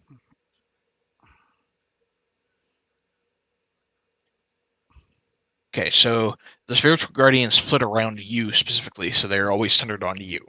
Actually, does it say that? Yep. You call for spirits to protect you. They flit around you to a distance of 15 feet for the duration. Oh, okay. 15. Okay. They can move out 15 feet, so they're always on me. I got you. They're always on you, moving out to a radius of 15 feet. All right. So, Well, with that, they're Reason- on me then. okay. I'm going to do this. Hold on. See if I can do this, maybe. Earlier I was able to drag the 15-foot thing, and it wasn't a problem. Now, when Drag I the name, not the icon. Oh, is that what I'm doing wrong? Oh, Yep. Thank you. I just put an aura on you. All right, that's fine. All right. So this creature, having been fully disturbed with his meal, is going to drop the half-eaten adventurer that he was in the middle of snacking on, come down this way, peering through the door. He can squeeze inside of it, despite the size of the token. It's just a tight fit for him. And looking down the hallway, he is going to exhale cold breath in a 30-foot cone straight down.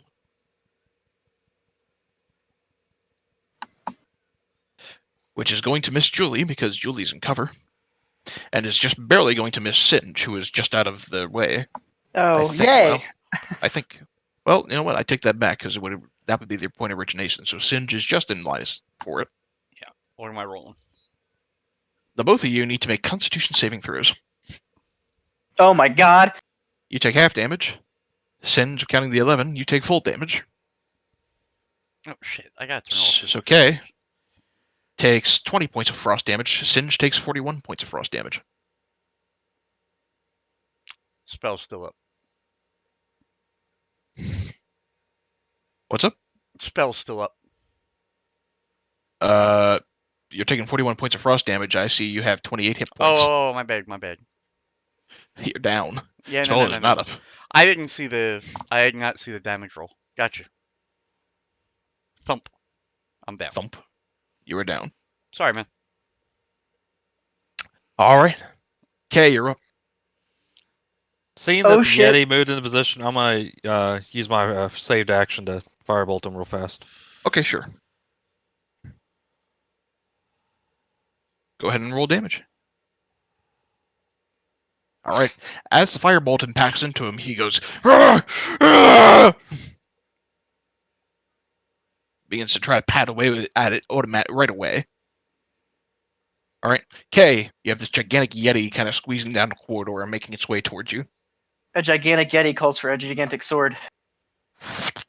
And I'm also going to give him a curse here. Monster All Hunter right. World.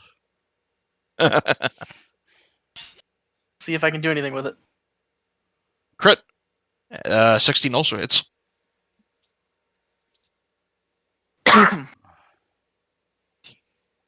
All right. You cleave into his legs hard. Bits of blood begin to kind of spurt out from him as he begins to almost kind of buckle over, and he kind of shakes his way free and just roars. Bits of spittle kind of covering your cloak and your face as he just roars dead into him.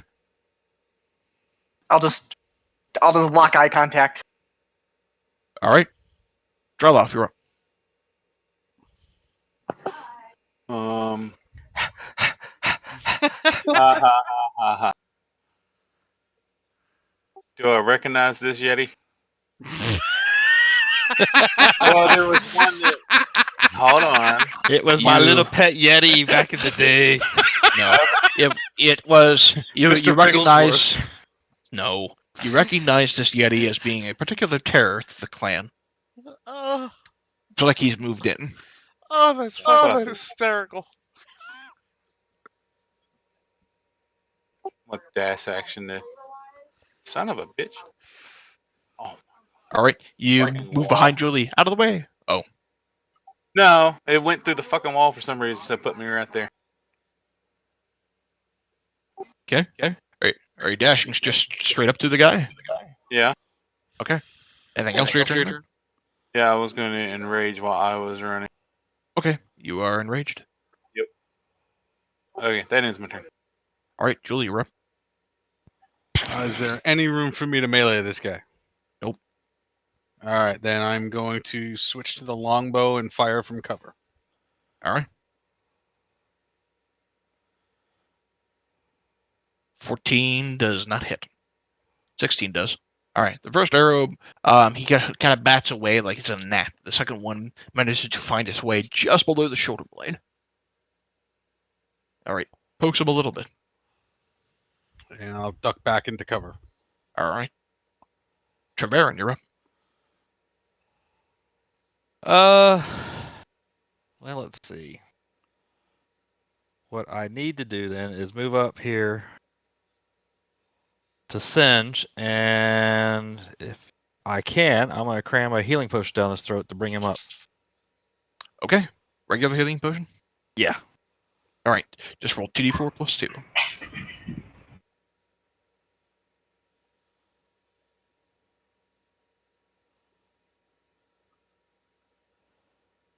All right. Singe, you get 8 hit points back. Okay. Aaron, you moving at all or doing anything else for your turn? I am going to use this Mm-hmm. and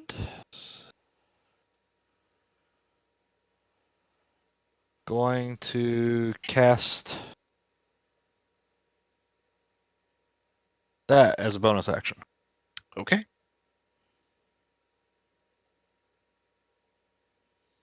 And it's succeeding. So he's going to take 6 points of psychic damage. And that's my turn. Okay. Sid, you're up. Oh, okay. So after taking that hit, let me just make sure I deduct that. Hold on.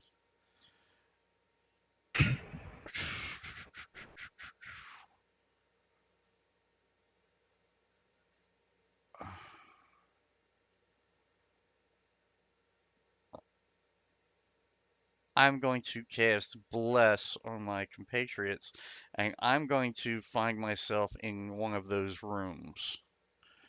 So, Okay.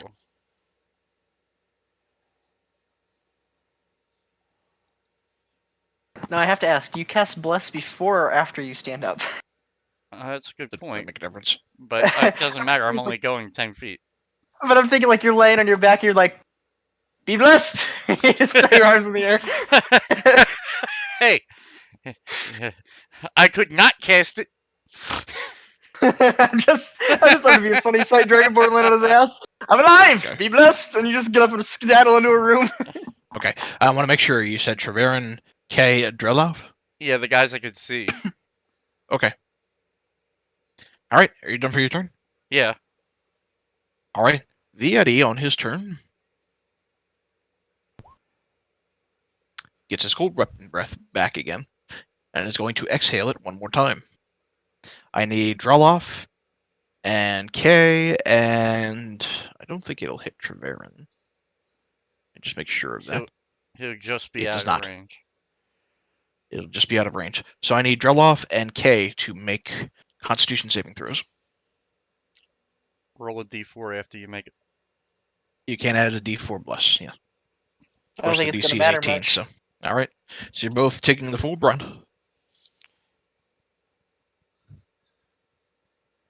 51 cold. Damn. I'm enraged, so that's You're going to take 25. Alright. But K is unconscious. You say 25? 25. Because you're enraged in your totem. All right. K, I need you to make a death save. Yes, sir. And does your Hexblade's curse disappear when you faint? I believe so, yes. Let me check real Alright. quick.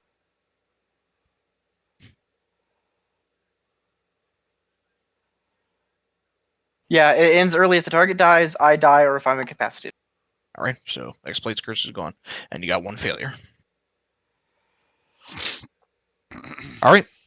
Drelov, you're up. Knowing this thing is Frostclaw, he killed many of my clan, and enraged, I'm going to swing twice with my great axe. All right. 17 hits, 14 does not. That said, you can add the D4 to the attack roll. Mm-hmm. So I can add it to that 14 and turn it into an 18? Or whatever you roll on a D4. Yeah, you have to roll the d. No! I don't want to roll. Hold on. I remember how to do this, right? Of course. It still makes it a 15, and a 15 hits. So. All right. With the blessing of Bahamut given to you, you managed to guide your axe in such a way that you managed to get 2 clean cuts on the creature. The creature stands back and roars, a bit of spittle hitting your face as you stand back at it in rage. And I roar back in its face. Okay. Julie, you're up. With K down, can I now engage it in melee, standing over him? Or no? Yeah. All right. He's gonna- Seeing him go down, Julie will. He's going to pull out his and invoke his Eye of Burning Blood, and then he's going to run up and make 2 attacks on it. Okay.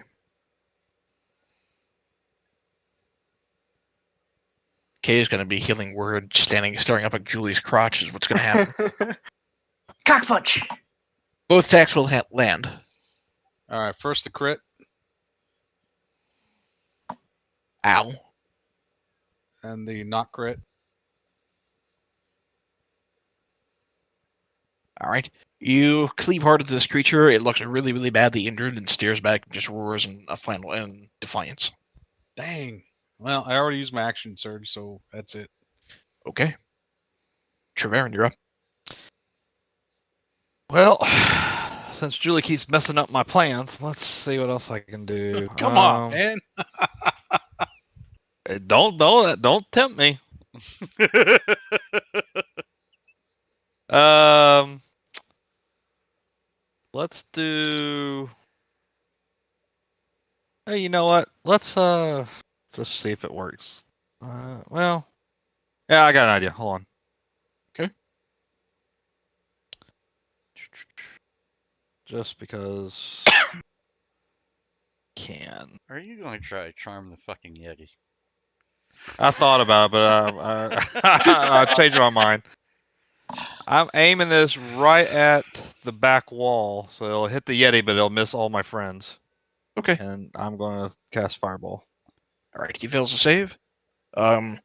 You watch as bits of debris begin to scatter from the back of the wall, kind of impact the Yeti. The Yeti kind of has the fire coming onto its back. It stops, drops, and rolls. It tries to run around, and the fire just begins to kind of burn up and crackle it. And it does not have any way.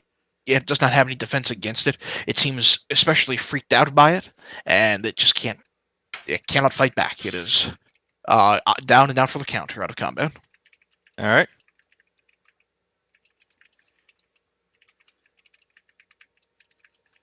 Julie's going to take one of its horns, Okay. and then I don't know. I guess take a look around this room. Okay. Okay. I need you to make another death saving throw. I'm gonna try to. I'll get him up. stabilize- I'll get him up with healing word. Yeah, if we could think, because I didn't save a lot of shit. All right. 4 hit points back to K. I'm gonna go take a horn off the Yeti. You and Julie both take one of the creature's horns. They lock eyes while doing so. Julie kind of nods and goes,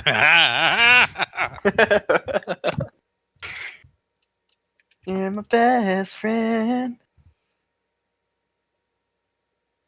And Julie, you said you're looking around the room. Yeah. Go ahead and make an investigation check. I will as well. All right, let's see it. Oops, didn't mean that. 13, I guess. Okay. So, the both of you, as you kind of peer around, moving some of the scattered debris around here, hiding amongst some of the furs that are kind of packed in the corner of the room, you do see sitting into the middle of those furs is a backpack. Inside the backpack, there are 5 days of rations, 50 feet of rope, a grapple, 10 torches, a tinderbox, a flask of ale, which is since frozen, a greater healing potion, and 50 gold pieces. They look like they might have belonged to a now half-eaten adventurer that is in the middle of the scattered debris. Unless there is any objection, I'm just going to put the entire backpack in the bag of holding. That's some good treasure right there. No objection to that. Although, out of character, let's divvy out healing potions so they're not in the bag of holding for when we need them. Okay, we have 1 potion of greater healing. Who wants it?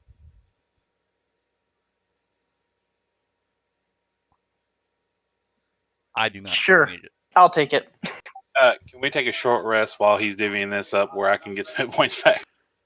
Yeah, let's definitely take a short rest in this room. It's a good idea. It's very defensible. We can cut open the Yeti and use it like they do in Star Wars. I thought it smelled bad on the outside. I was thinking we could cook I'm- it, but okay. I'm going to take a short rest in the actual bedroom because, it's probably cold out where the Yeti is. Said it was a potion of greater healing.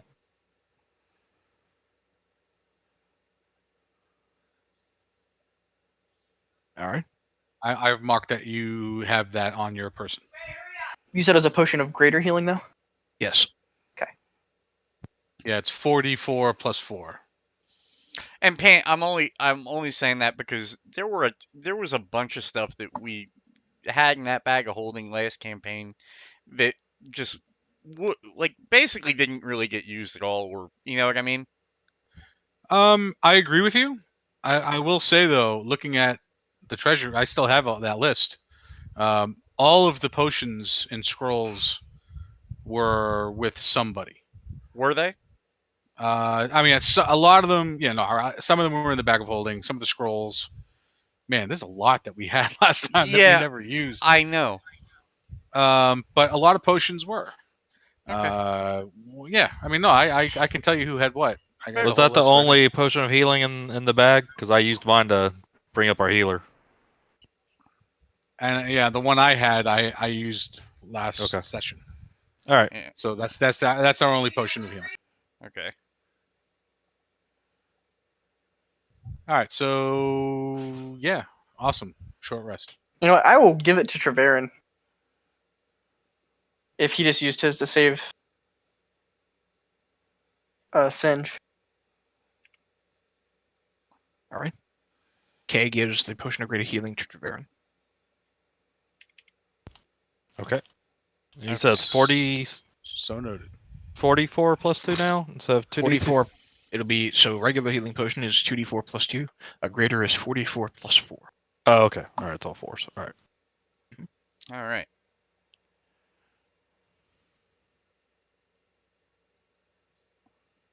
All right. You take a quick breather using the benefit of these bedrooms for a quick rest.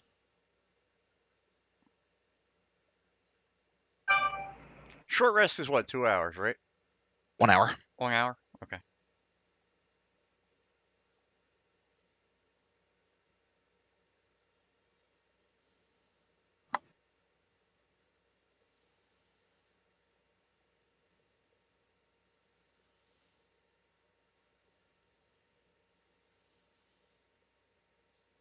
All right. All right. With that being said,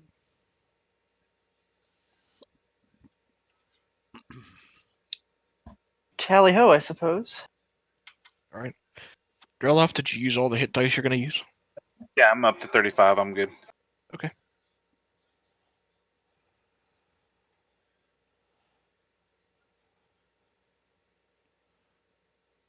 That's right. Does my rage come back after a short? I think it does. I think Rage does. So do my spell slots. Mine do not. Mine do not. Well, as a sorcerer, can't you make it so that you can burn? Nope. It is a long rest. I thought you'd get it back as a short rest after a point, but maybe you don't have that yet. I don't have it. Yeah, that's what I was thinking. I couldn't remember. So you have to finish a long rest before you get that rage again. Okay, that's what I thought. So I'm still got what, 2? Yeah, I still got 2.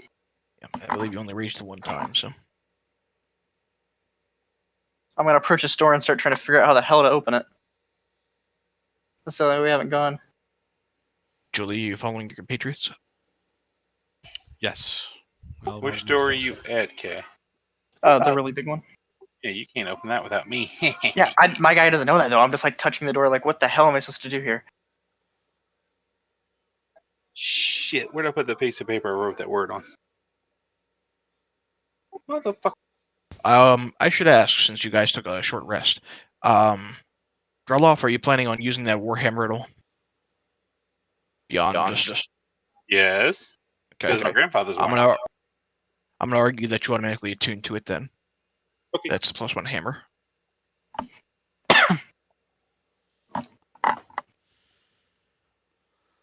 Okay. Does that count as a great weapon or Let me check. I don't think it does, but let me check. Or is it? Let me rephrase this: a two-handed weapon or a one-handed weapon? You can wield it as either. Okay. It's versatile.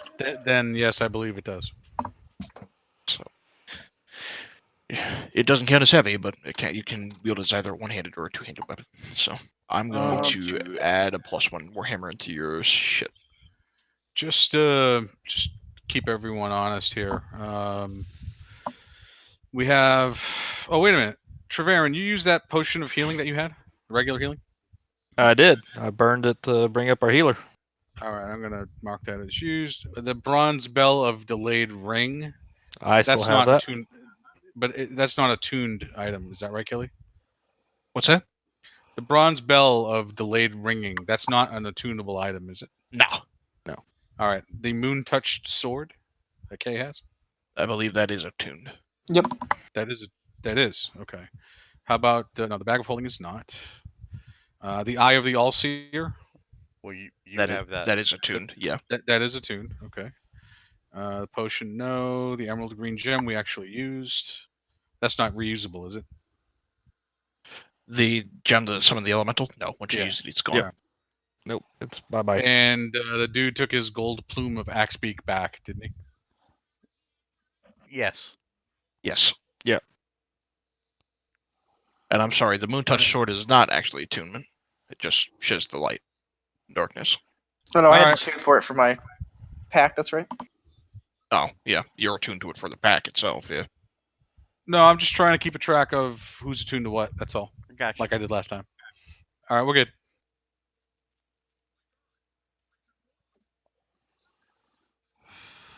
All right. The Warhammer, and sorry being a noob here, does it do different damage if it's used as a one-hand or a two-hand? Yes. See if it's set there. It does 1d8 one-handed and 1d10 1d10. two-handed. Yep.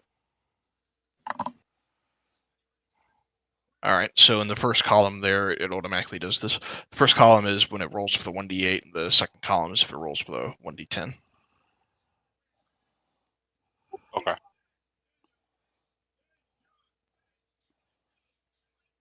All right. So, Thank you, sir. I'm shall just gonna- we? Yeah, do your by the power of Grayskull thing, and let's get That's what I was thinking about doing too, dude.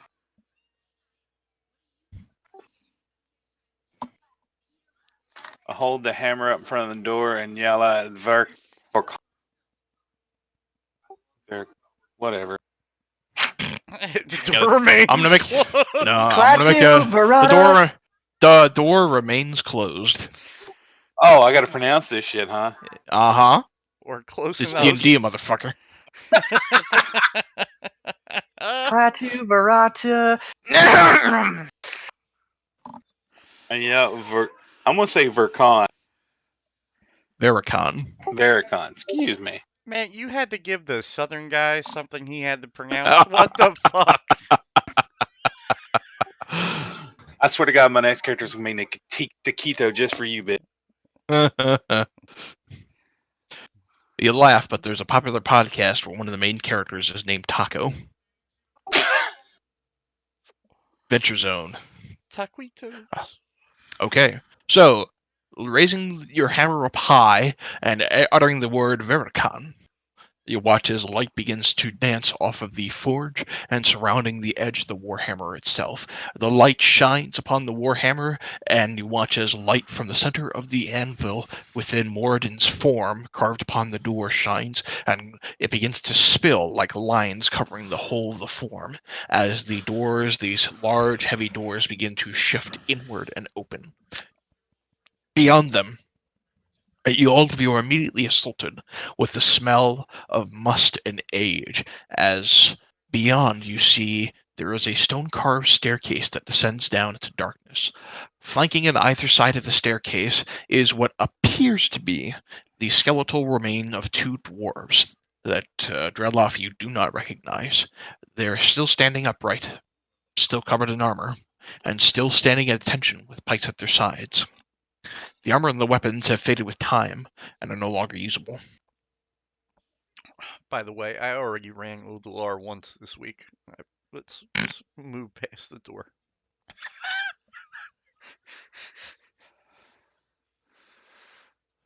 This is a large ass staircase. I'll approach. It descends down at least 100 feet into darkness. And before and if you can drag me there, I'm bioing. I'll be right back. Okay, let me move you to the next floor.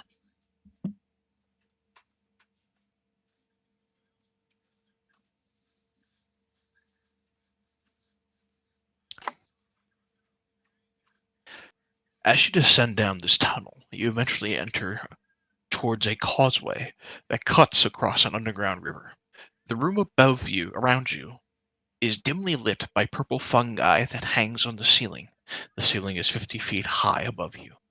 On either side of the bridge, across the river, you see the statues of what you assume to be different dwarven deities, 3 to a side. The statues, while covered in dust, are otherwise in perfect condition, and the hallway beyond is dark and large.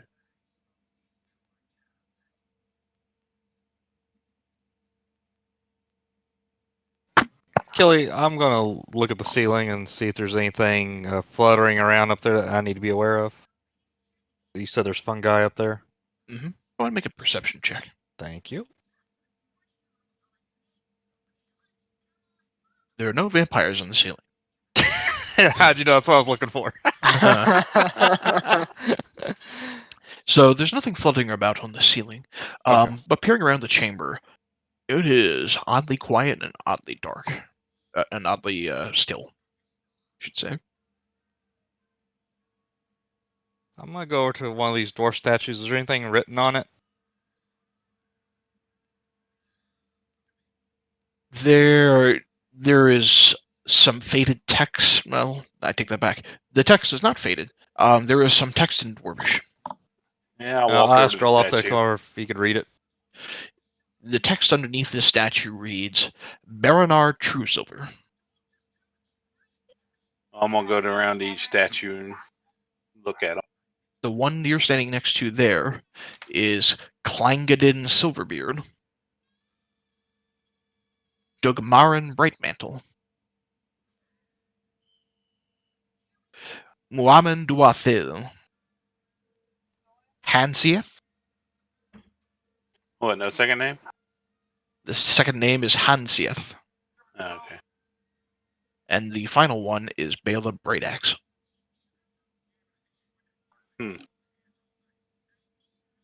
Julie, as you look into the room beyond, you can see their room is filled with the still standing bodies of dead dwarves. Some of them covered in armor, some of them covered in plainclothes. There are 4 large pillars that seem like they support this room, each of which is adorned with the frescoes of dwarven explorers digging through caves and climbing mountains. They're standing, They are standing. like in action poses, or standing at attention. This one you're standing next to looks like she's just walking forward. And Kay, as you kind of look at the bodies in here and peer across the dark cavern, you hear a whisper in the back of your mind say, The Forgotten Dwarven Kingdom. Wild magic has frozen these bodies where they are. Be careful not to touch them. I will let everyone know this is wild magic and not to touch the bodies. I'll immediately ask, hey, how do you know this? Warlock's intuition.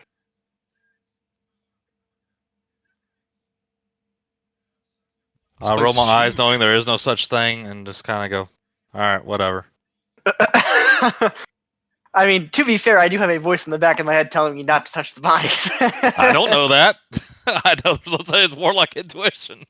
Julie, peering around at the bodies themselves, it's not like the dwarves that you recognize as part of the kinsmen that your clan has slain up above, where they're just bones that have been kind of scattered or pushed off to the side, or bodies lying dead where they are. It's like they were just frozen in time in the middle of whatever it was they were doing, walking around, talking to someone else, and just stand there, dead. I found doors. You do find doors. That door is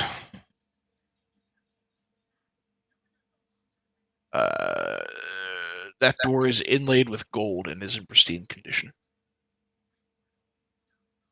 What about this guy up here? Where are you? That northern door is inscribed with a hammer and anvil. And the southern door?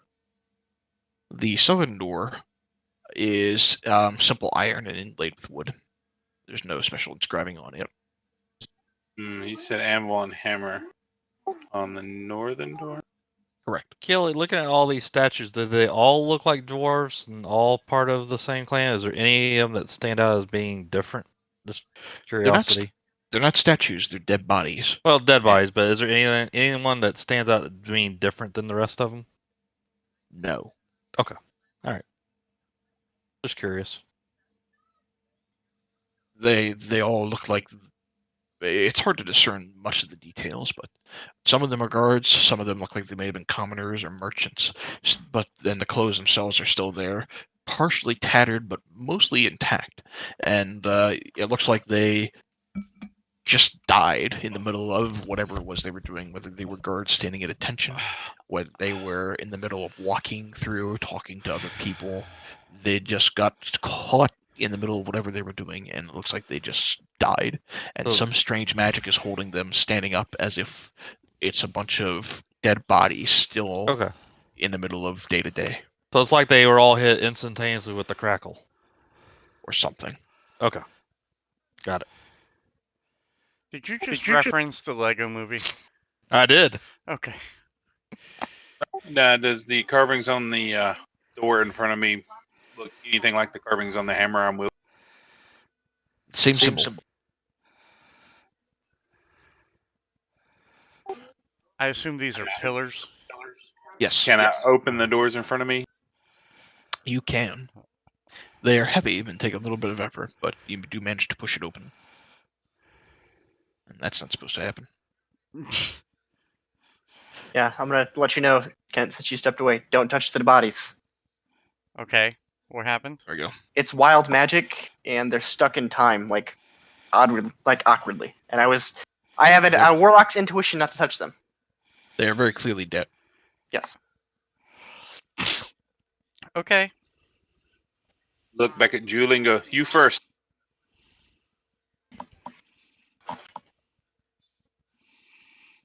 I'll take a stroll forward.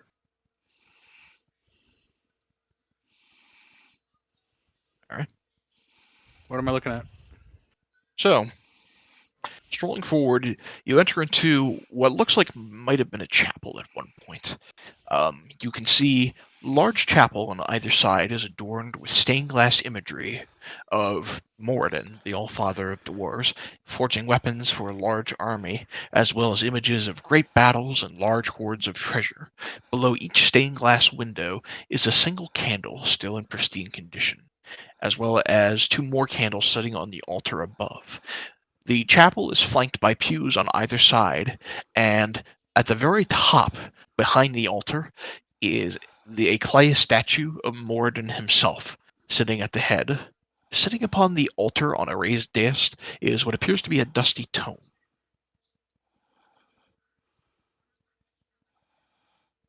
I look at the magic casters to go look at the tome. Anything look valuable? I mean, I'm sure the stained glass windows are valuable, but I mean like things I can carry away. Make a perception check.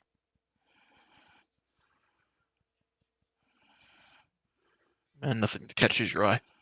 Dang it. So is the tome open or closed? At the moment, it's closed and covered in a thin layer of dust. Does it have writing on the outside?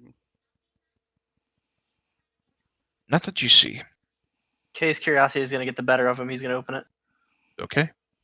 It's dusty, and there's a number of passages. As you inspect the tome, go ahead and just make an inspection check for me. I don't know what that means. Investigation, you mean? Yes, sorry. Inspection.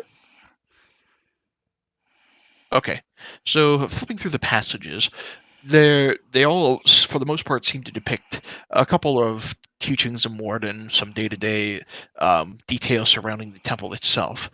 There is one passage that stands out to you.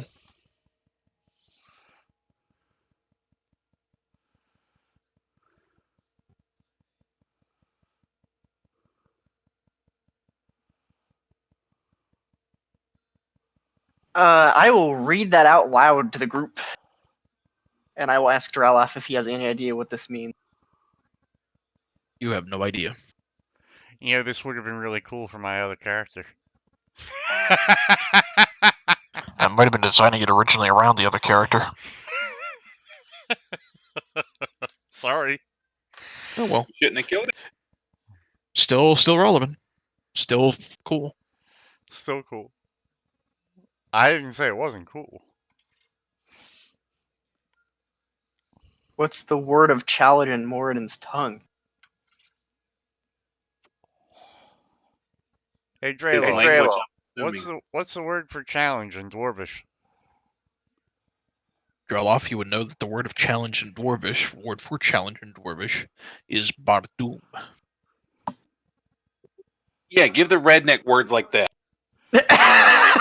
Hey, I didn't call you a redneck. I just said southerner. It was implied. All right, Somebody, Takweed. somebody spell that out, please. Modrum. Bardum. Badum. I was close.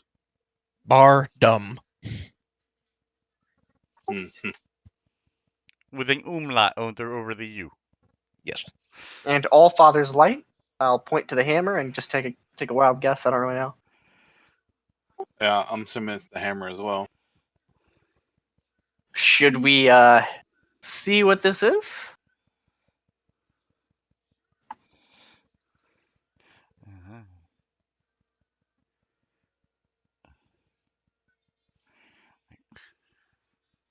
See what is. Well, it said this is going to be a challenge, so do you want to see what this is going to challenge us with? Kelly, is this a statue or a cauldron or something? It's a statue of Morden. I'm about to say Okay, that was alright, a that's a statue statue. that Okay. Morden. Is that an X? I just want to make sure. Where are the candles at? You said they were in the room. There are two on the altar itself, as well as one underneath the stained glass paintings on either side of the chapel. Julie sits down in the pew as these guys start fumbling around the dais. Wait, hold. What does the stained glass windows depict?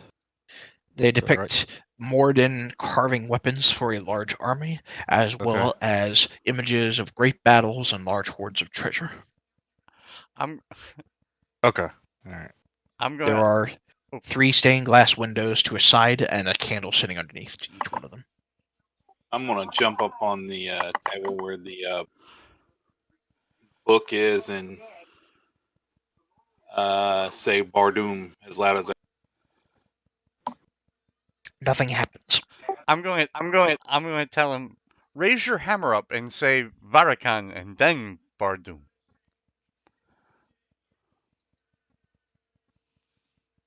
We'll see.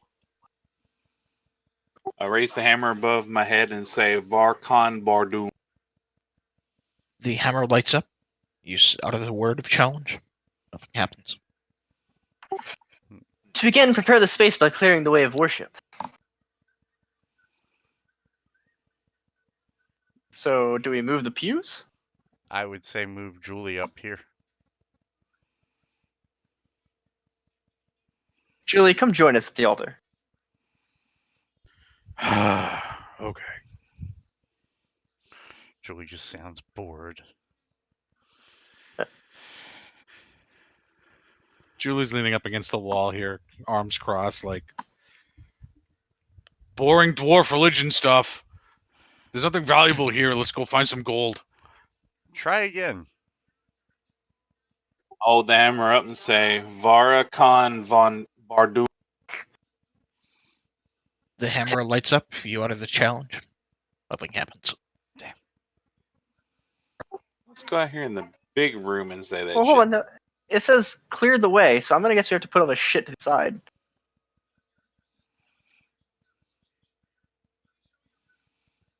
Singe is like, are you sure that it's that literal? It says clearing the way of worship. I'm just saying, maybe we have to make sure the room's empty first.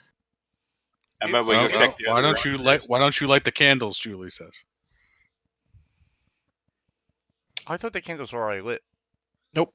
Oh, All right. I will light the candles. I'll light the two on the altar. if you'll, The if, ones that are underneath the stained glass paintings are a little hard to reach. They're up high. if you'll allow, without using the full breath weapon, Singe would just like to go. Like it, just using a little bit of breath. You can light up one of them that way. I don't want to do that. That's, Can we light torches, then reach the candles of the torch? sounds like a plan. It gives you an extra little reach. I'll open a torch from my pack and strike it with a tinderbox and try to see if I can reach. Killy, It's a on little the hard, but you think you might be able to manage. on the Moradin statue, since it seems to be a statue of him, is there any other dwarvish writing that I can have Droloff translate? On the statue itself? Yep. Not that you see. Okay, so not even behind it or anything. That's No. Make sure there wasn't any additional stuff that may help with this tome thing. I'm gonna reach up and light this one, and you, what is it? One by each pew, basically. Yep. All right, I'll go through and light my side as well then. Yeah. Does the altar have anything written on it itself? It's beautifully carved, but it does not have anything written on it. Just figure out, Okay. rule out all those ideas. Okay, did you actually pick the book up? No, I had it sitting in the altar still. I haven't moved it. I was just flipping through it. All right. Candles lit left side. Candles lit right side. Did you light the ones on the altar too? I did. Okay. I'm gonna pick up the book and hold it in one hand, the hammer in the other hand. Cover all my bases here. And yell Veracon Bardum. There's a small shifting sound, and then nothing happens. But there was a sound. Like something tried to happen and didn't. Can Louder, I more figure out forceful. where the shifting sound came from? Make a perception check. Did Behind I roll you. higher than 11? Oh. I'm going to get closer and inspect. Behind me, the statue, or behind me, the wall? Behind you, the chapel. Oh, oh. Well, yeah, it's kind of hard to tell. Maybe we should clear that space. All right. Jesus Christ. Start pushing the pews to the back wall over here, I suppose. So as you actually are pushing them, it seems like they move kind of on a guided rail and begin to push against the wall, making an easy step stool up to the candles on next to the stained glass, all on their own. Man, look what Killy did there. Man, it's almost like I said we should move them to start.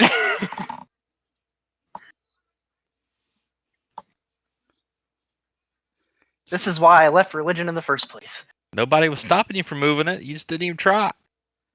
This is true.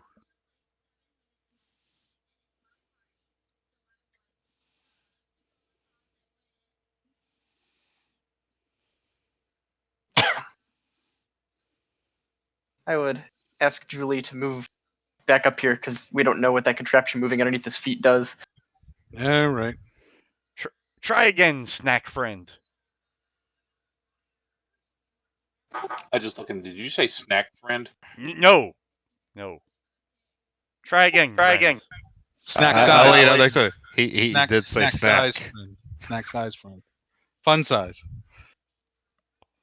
I take the book and bonk him on the nose. Bonk.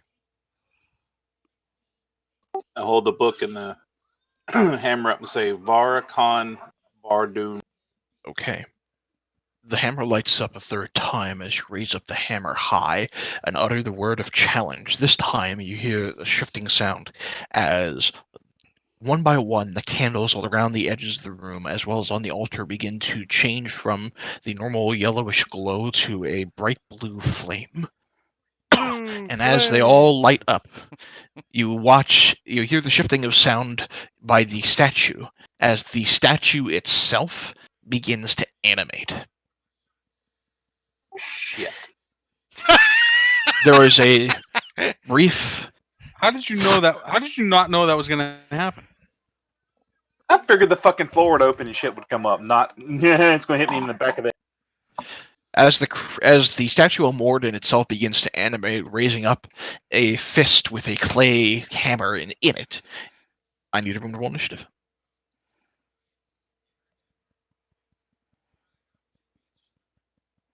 To be fair, I thought something was coming up out of the middle of the room too. Not right there. I thought you were gonna pay us back for Lady Ashvane myself. Suddenly, Coral shows up. No, I was like, the floor opens up and we all fall down into a pit. That's what I was thinking was gonna happen. Next time. To be fair, Alright. didn't that only happen to me? Yes. Yeah, thanks. Cool idea, though. All right. 1, 2, 3, 4, 5. All right. As this creature, this golem begins to animate, this clay creature. Kay, you're up first. Yep, I'm charging it and longswording it. All right. The 10 does not hit. The 26 does. All right, and that's it. All right. You slice against it. A bit of clay begins to slice. There is no change in physical expression to the creature. Sind, you're up. Let me just check. Alright, so... Kelly, can I just get a little bit of clarification real fast on Mhm. one thing? So, for my channel divinity, right? Mhm. Guided strike. Starting at second level, you can use your channel divinity to strike with supernatural accuracy. When you make an attack roll, you can use your channel divinity to gain a +10 to bonus to the roll. You make this choice after you see the roll, but before the DM says whether or not the attack hits or misses. Now, that is not using an action to use that as channel divinity, right? Because I wouldn't be able to... Okay. Alright. Well, then, this is what I'm going to do. I am going to cast...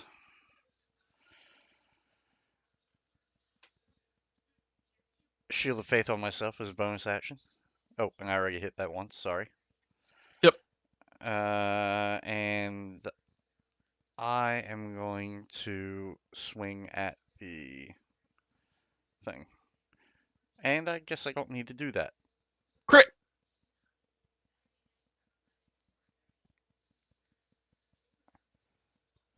Okay. Okay. So the good news is you slam against its toe hard. The bad news is it's not as strong as you might otherwise hope. The creature has resistance against non-magical attacks made with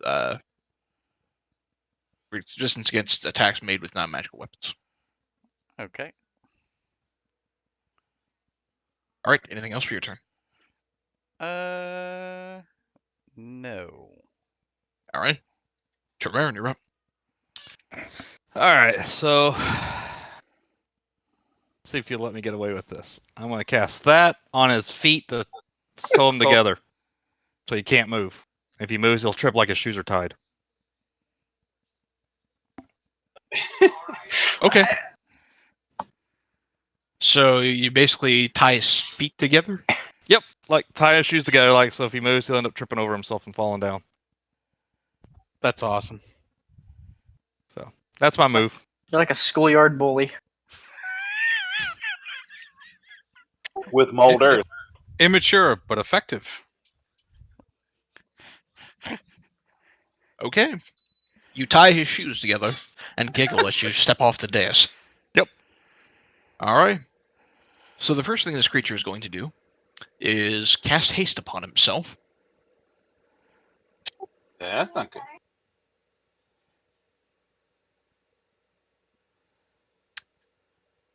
Really, it's an ability of his, not a cast. And because he is now hasted, he is going to slam against Draloff as a bonus action. All right. I need you to make a Constitution saving throw then, Draloff. DC was 15, so your hit point maximum is reduced by the 20 points of damage that you take. And the reduction lasts until it's removed by greater restoration or other magic. So my overall hit points. So you're going to take 20 points of damage, and then your maximum hit points, just write what your current max is on a sheet of paper or on your sheet there somewhere. But until you can make your way back to a city and pay for a greater restoration spell or get a dispel magic or something along those lines, your maximum hit points is reduced by 20. So if your current max looks like it's 47, until you get that greater restoration, your current max is now 27. Yeah, I see that. Dang. All right, and it's done for its turn. Julie, you're up. Charge it and attack it. All right.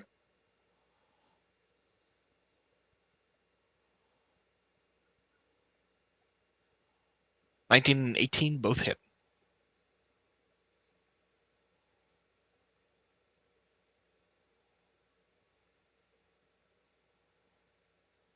All right.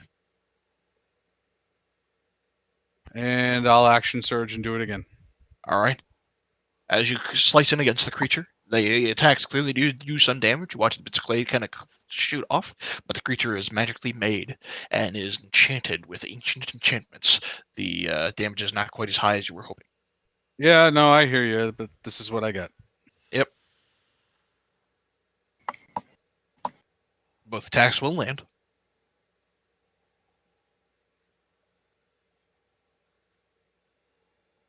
All right. Both attacks will land, doing a little bit of damage to him. And that's it. Okay. Drelloff, you're up.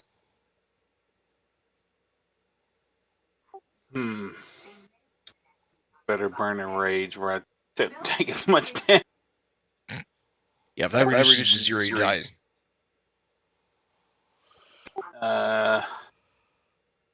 I'll swing with my new hammer thingy. Okay. 12 does not hit. 19 will.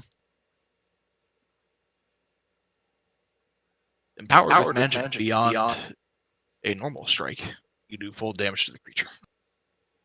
It rears back, but there's no roar, no change in its expression. It dutifully carries out its challenge. We move to the top of the round with Kay. So I'm gonna put my hand to it and cause it to shatter.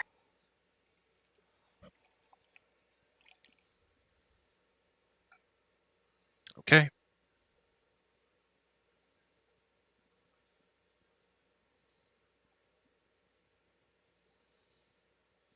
So, this creature is immune to any spell or effect that would alter its form, and I would count shattering as being part of that. However, because it is made out of an organic material, I will say that he has disadvantage on the saving throw. Well, it's thunder damage. It doesn't destroy the form. It causes it to vibrate really fast. It's a loud, sudden ringing noise. Okay. So he also has advantage on saving throws against spells and other magical effects. So, Okay. because he's made of an organic material, he would have disadvantage, but he gains advantage because of an enchantment placed upon him. So it's going to be a straight con save. Damn, Which the he ties. barely succeeds against, so he's going to take half damage on a success. So he takes a little bit of damage, but that's about the extent of it. All right. And that's it then. All right. Sindra. All right.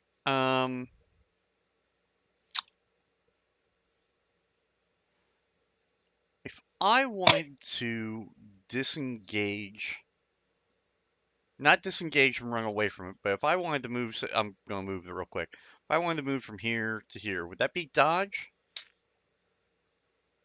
I mean, you would be disengaging if you don't want to take an attack of opportunity. I'd prefer not to take an attack of opportunity. You could just move 5 feet. Hold on. Just move like this. Oops. I mean, as soon as he moves As soon as he moves from there to there, he's taking an attack of opportunity. All right. Oh yeah. Here. It's in range. Also, that's the altar, so you have to climb over it. All right. Well, I'll tell you what I'm going to do. It's an altar for dwarves. Let's be honest. Still an altar. It's like knee high. Well, correct me if I'm wrong. I can move through party members, correct? Yes. As long So as you don't end your turn in the same space. I'm not attempting to. I want to go from there to there. As soon as you move here, you would take an attack of opportunity. You Okay. can move there and not take one. But what I'm saying is, if I do disengage, right? If you do disengage, then you won't take an attack of opportunity. Okay. So I'm going to disengage, but I'm going to disengage back behind Julie to run back behind him. Okay. I'm going to drop my shield of faith when I get behind Julie. Okay. And I'm going to cast this and touch Julie's sword.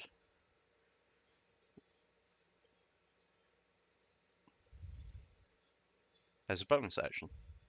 All right. So, Julie, you have, while he's focused on that, then, a magic weapon. Sweet. All right. Are you done for your turn, Singe? I am indeed. Treverin, you're up. All right. Let's just check. Okay. I am going to move to here. And aiming a direct line at our friend here, I'm going to hit him with.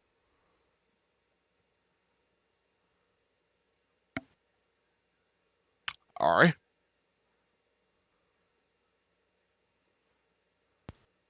He has advantage on the save. However, because he's restrained, he would have disadvantage. I'm just going to count the first roll of that 9 and say that he takes the full 16 points of fire damage.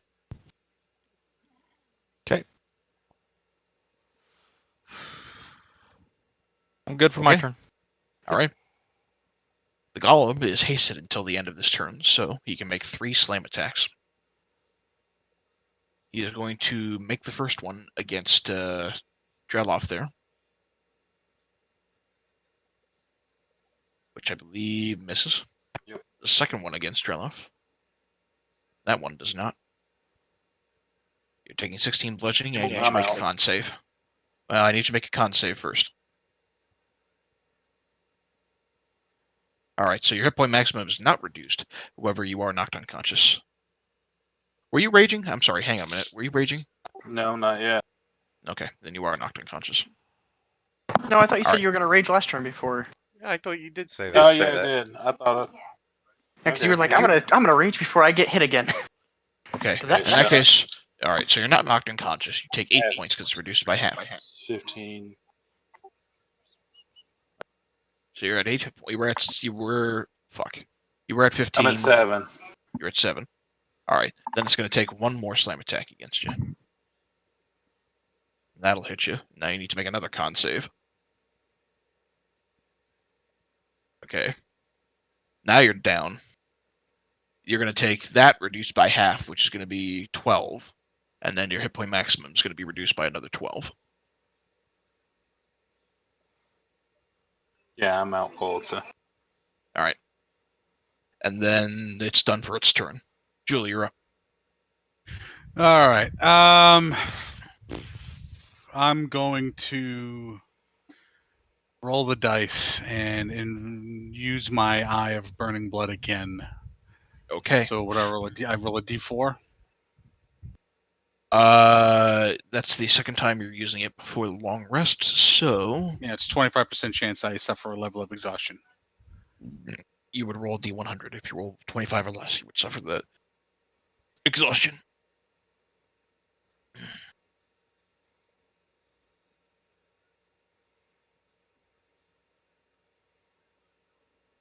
Just out of curiosity, am I still blessed or did that wear off by now? Oh, that's gone. Okay. All right. I didn't know how long So- that lasted. Julie, you have 1 level of exhaustion. All right, I gotta mark that. There's somewhere on my sheet I can mark that, right? So it'll take it into account. I put a little marker on your character token for what it's worth. Yeah. All right. I'm gonna attack it. Okay. 18 hits. 18 still hits.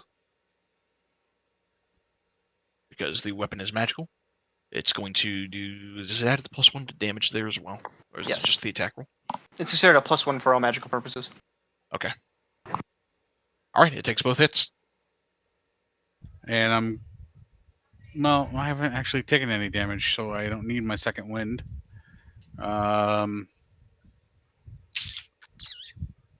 Yeah, and I used my action surge, so that's it. Okay. So that's it for your turn then. Draloff, I need you to make a death save.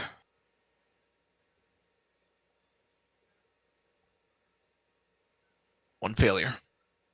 Okay, you're up.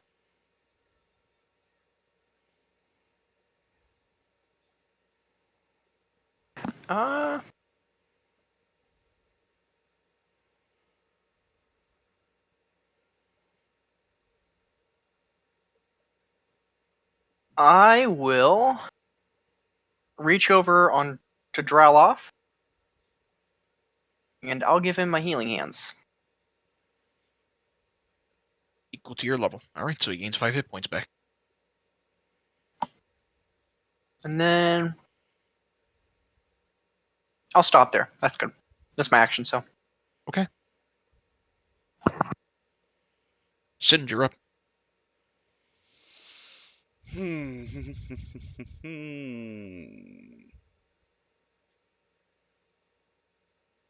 I've been sitting here staring at what I can do, and it's like really not a whole lot. It's already taking damage. Yep.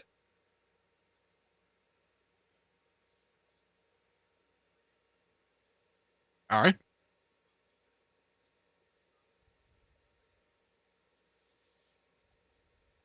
That beats your me. D. Yeah, it beats me. All right. Okay. Takes no damage. Anything else? I'm going to shift down to here. Okay. Okay. Treverin.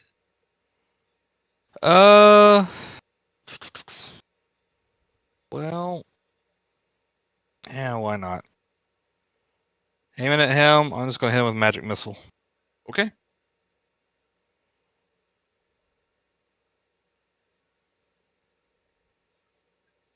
All right. He takes the full brunt of that damage. The golem is looking pretty badly hurt. Okay. So, at the beginning of the golem's turn, it's actually going to. You watch as the statue of Mord itself actually lowers its arms and just kind of stands still, and you hear another shifting sound. It seems like the golem is no longer fighting you. And as it stands still and kind of positions itself back on the dais, you hear the sound of shifting behind the golem as a secret passage opens up. Do do do do do do do do. You're out of combat. I can't do the Zelda thing very well. Sorry.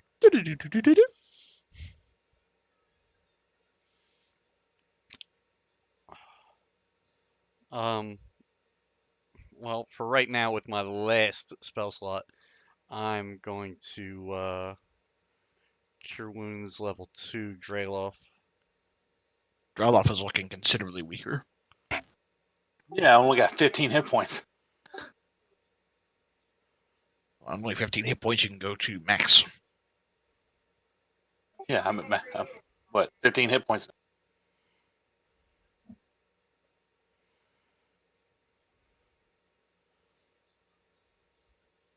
I can Unfortunately, stand back and chunk javelins. unfortunately, Julie looks really tired. Any chance we could take a break? well, let me ask you a question. Is it a secret passage or is it a door It's a secret staircase that descends down. thing? I would recommend we don't go down there yet.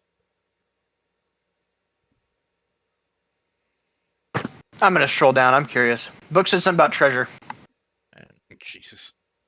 I'll follow you then. Christ, I have no healing spells. No, let's go down. Let's go down and hope we can rest. I was thinking we should go anyway, just in case this doesn't stay open. So, descending down the staircase, the dusty room beyond has not seen footfalls for hundreds of years. You see the remains of fabulous weapons and armor along the sides of the hall, which unfortunately seem to have faded over with time. The one exception is a beautifully carved great axe on the opposite end of the hallway, which gleams in the dim light that you bring down with a torch or with the hammer or whatever you choose to bring down for light. Torch. I'll take a closer look at it. The great axe itself has aligned with, has around its edge what looks to be a carving of a dwarvish rune inscribed with some sort of red ink. Can you read it, Drayloff? The rune is not dwarvish as you look at it, Dreloff. Looks like it might be some sort of arcane. I call Trevarron over to see if he can recognize it.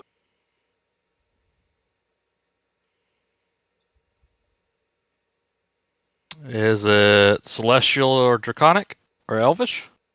Make an arcana check. All right.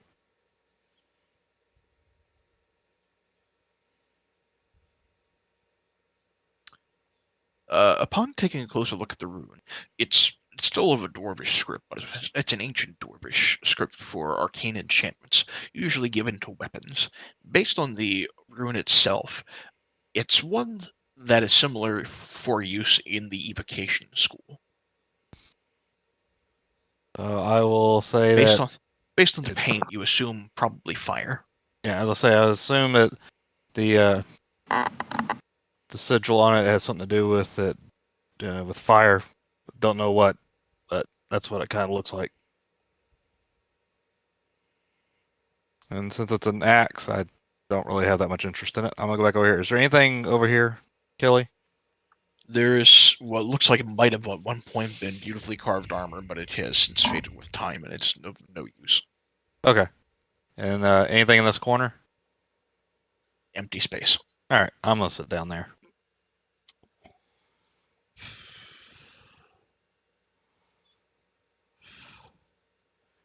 So it's a dwarven great axe with something to do with fire.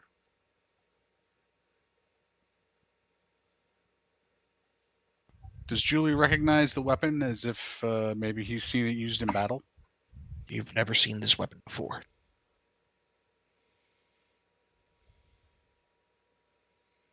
It's your home, Draloff. What do you want to do with it? You have never seen this weapon before. If I hold it, does anything happen? You light up on fire now. Instantaneous combustion. The great axe is perfectly balanced.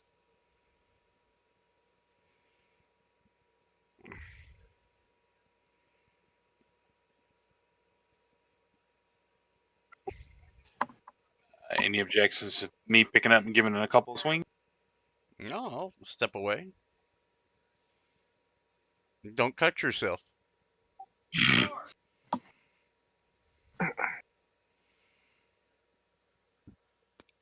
As you kind of swing it around in the air, giving it a chance, it is perfectly balanced and fits well in your hands.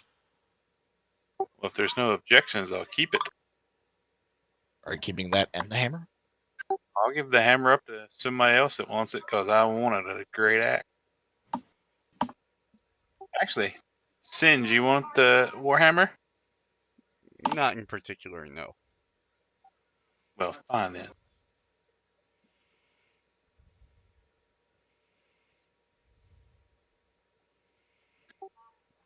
I'll keep the Warhammer to the end of the dungeon in case we need it, and then I'll put it in the bag of holding for you. Like, that sound good with y'all?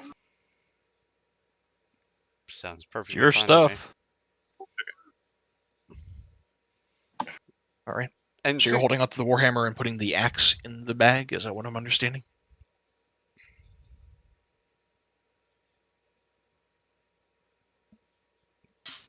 Well, I was going to keep them both until the end of the dungeon, then store the hammer at the end of the. Okay. Because you're only able to hold on to so much. I know. You already Well, hold on a minute, because the the two battle hand 2-axe, the second one on my list, is not supposed to be there.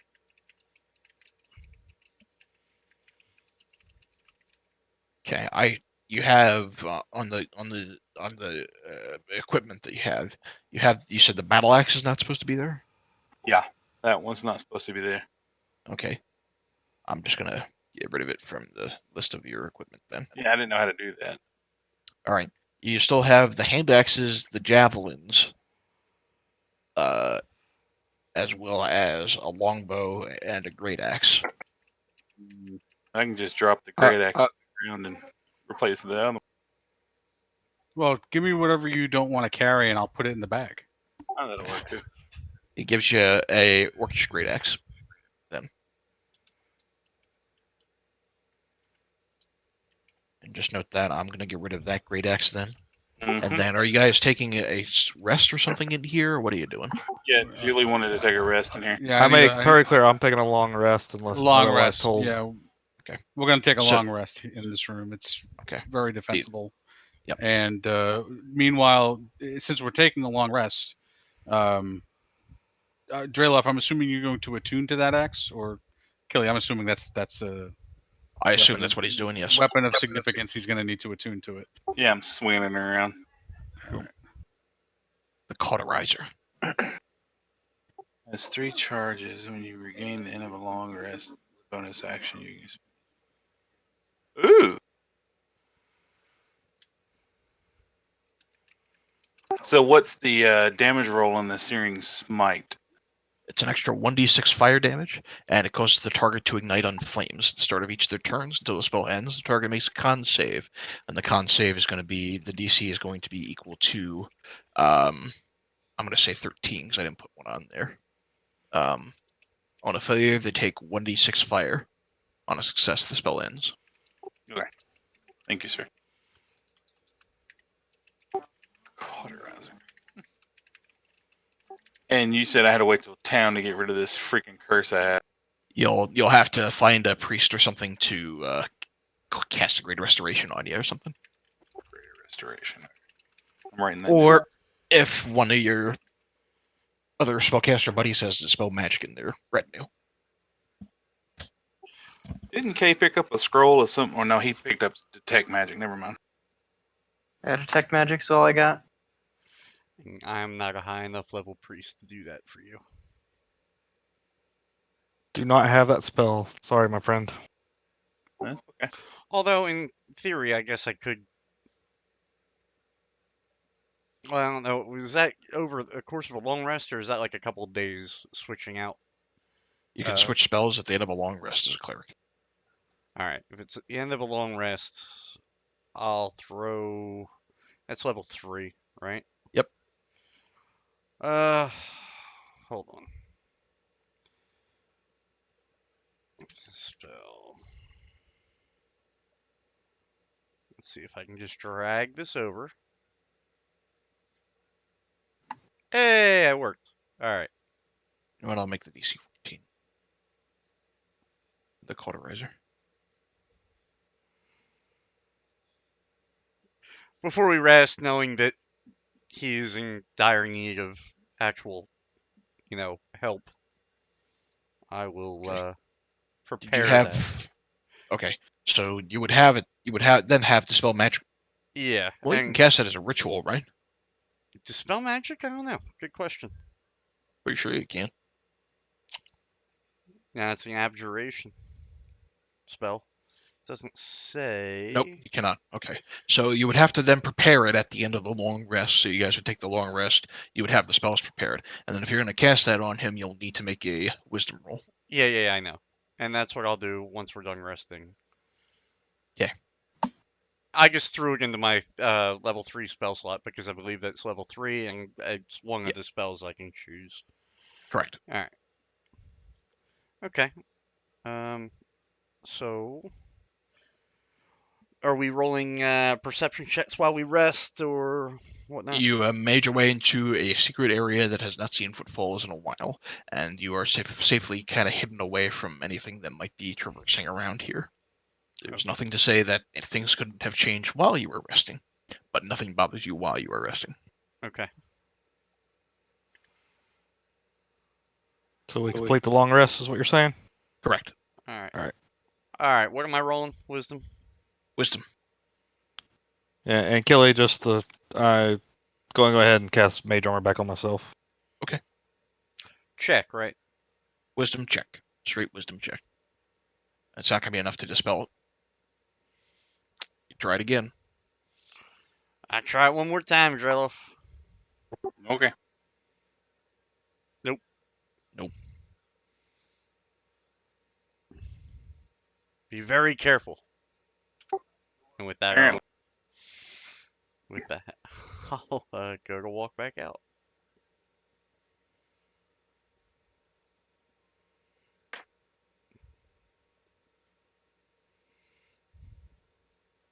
All right. Actually, I can.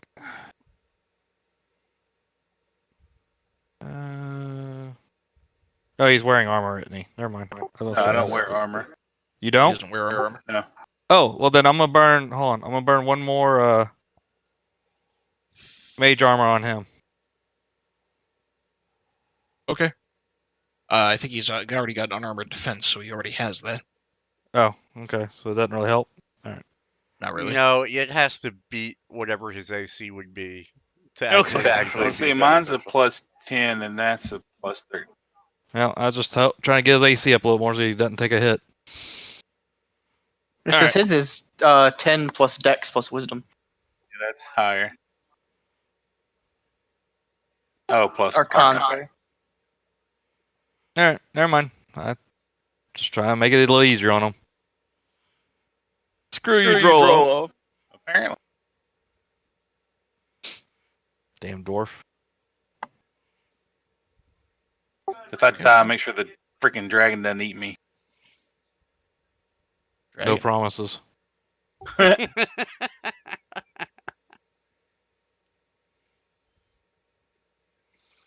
right, so we're back out here. I'm gonna stroll to the northeastern door. Sorry. Okay. The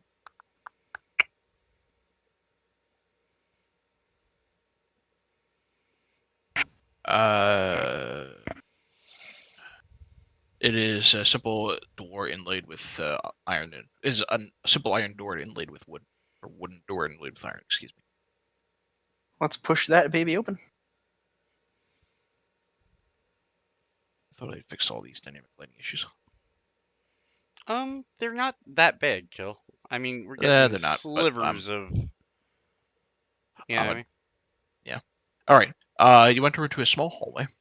There's a set of double doors immediately to your north, and there are more still bodies of dead dwarves that kind of line the hallway.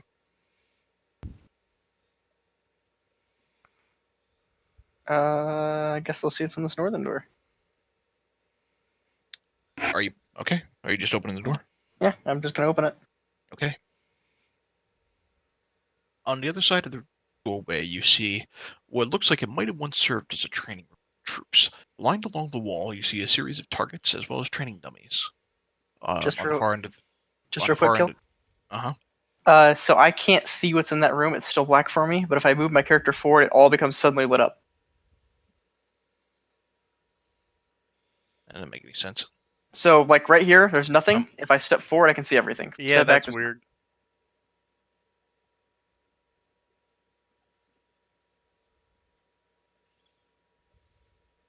I got rid of the dynamic lighting. Any sense at Now all? I got a spotlight effect. There we go.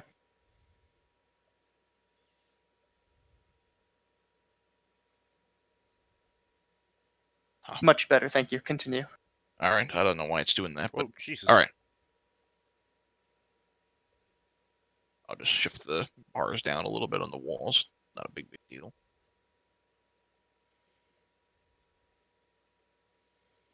All right. So training room. You see on the other side there are some dark-skinned humanoids with spiked beards hacking away at some target dummies. They turn and look at you as you open the door and smile wickedly and say, "Interesting. Intruders here? Intruders? I guess we're all intruders down here, aren't we? Where did they come from? Another world? I think they're native. Then that must mean I think we have a ways to go yet. But first, and they draw their weapons and begin to move in your direction. I need everyone to roll initiative.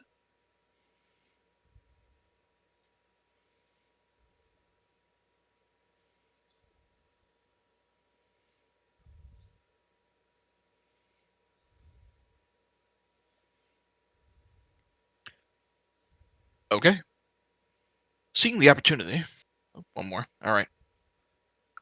Seeing the opportunity, these creatures are going to begin to immediately shift downward.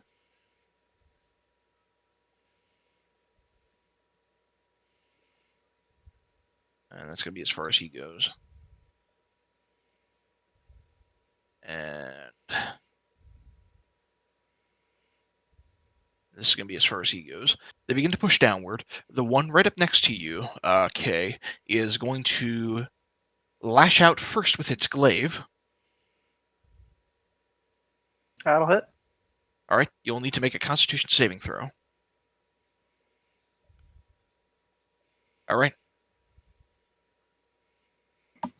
So you do not take an infernal wound. However, you do take 4 points of slashing damage. And then as it comes back with its glaive, you watch as the spikes on its beard begin to just move on their own and attempt to lash out at you. No. All right, you raise your shield and block that strike. As for the two in the back, they can't reach. Don't have any other abilities. So they are just going to end their turn where they are, attempting to push forward through the door. Julie, you're up. Julie is going to move forward. Yeah, he'll just move right. Can I get past Singe? Yep. All right. Unless he decides he doesn't want you to get past him. Well, that's an open question, I guess. Singe. All you, bud.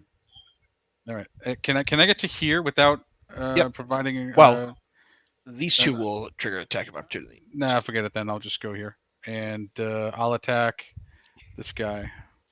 All right.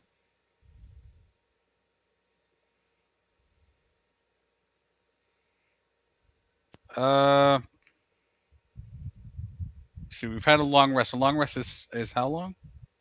8 hours. Oh, so I can use my my eye talisman again. Yep, if you want. All right. Yes, I will do that, and I'm going to attack him. Okay. 20 hits. All right. He takes the damage. It's not as strong as you were hoping. This creature is infernal and resistant to non-magical attacks. 22 also hits.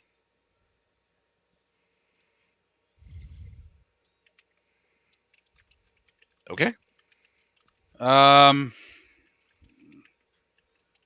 Yeah, I'm gonna action surge and do it again. Okay.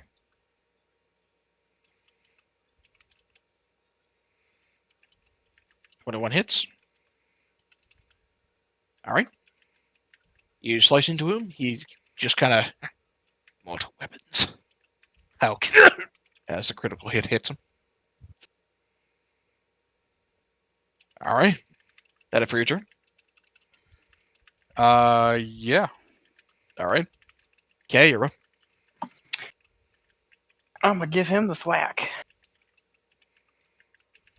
Crit and 26 also hits. All right. That one cleaves down hard as the shadowy tendrils kind of beat back. He goes, ah. He's surprised, but enjoys the battle. Anything else? No, that's it. Treverin, you're up. Okay. I am going to. I really want to see this work for once, so I'm going to use that again. And on this guy, I'm casting Chaos Bolt again. Okay. 23 hits. Come on. That's going to be either acid or force. And I'm sorry, which one are you casting against? This first one. Okay. So I guess we'll go acid with him. Okay. And then this one, the one above him, is where the next one's going to go.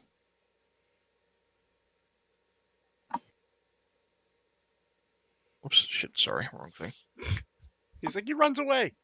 I He mistyped runs away. I mistyped the hit points of the other guy. Does the 18 hit? Yes, 18 hits. Okay. Come on. Hi. Let's make that one force. Okay. You hit both of them, the chaotic energy kind of impacting into them. They stand tall still. One of these days this is going to work. Does that just clarification? Would that work with magic missile if he targeted one with all 3 bolts? I'm confused. What do you mean? Well, I was reading his thing, the twin spell. When you cast a spell that targets only one creature and doesn't have a range of self, if he cast them all on, say, this guy, right? You can't twin spell magic missile. Okay, Yeah. that's why I Yeah, was curious it's about. specifically called out in the hand notes that magic Okay. missile doesn't. It's considered, since you can do magic missile 1 missile per And you each can tune. target, yeah, I got Right. you. It's considered a multi-target spell. I got you. Just Yeah. clarification. I just wanted to know. All right, anything else? Nope, not for me. I'm good. Okay. Send you up. Oh, I'm up.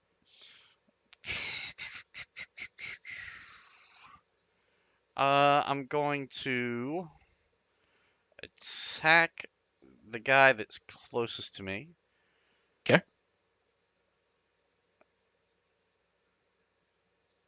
Miss. He parries you with his glaive. And as bonus action, I'm going to spiritual weapon the same guy, but have the Okay. thing come over here. All right. So, spell, spiritual weapon. That's a miss as well, but, you know. Pretty sure. Yep. All right. He blocks it with his beard. Drelloff, you're up. That's a neat trick. Since I'm behind K, What it's worth. That's what they I'm look like. Mhm. All right. Coming in with your new great axe, the 19 does hit. All right. You slice down hard. The creature kind of catches its wound, looks at its hand briefly, and realizes there's blood coming out of it, and sneers at you. All right. 25 also hits. You come up with the backswing, and taking that creature out. You watch as its beard just kind of falls off in chunks, and without its beard, the creature dies. All right. Are you moving at all? nope, I'm hiding still. Okay. These two who are left standing are going to unleash to Julie. The first one will start with the glaive, which should hit. I need you, Julie, to make a Constitution saving throw. Oops. 15, I guess. All right, so we'll count to 15. You're good to go on that, and then he's going to reach out with his beard and attack you. That'll miss. So I took 5 from the glaive. Yep. Second attack, or second guy, is going to start with his glaive. That'll hit you. I need you to make another con save. You'll succeed. You'll take 6 damage from that one. And then he'll lash out with his beard.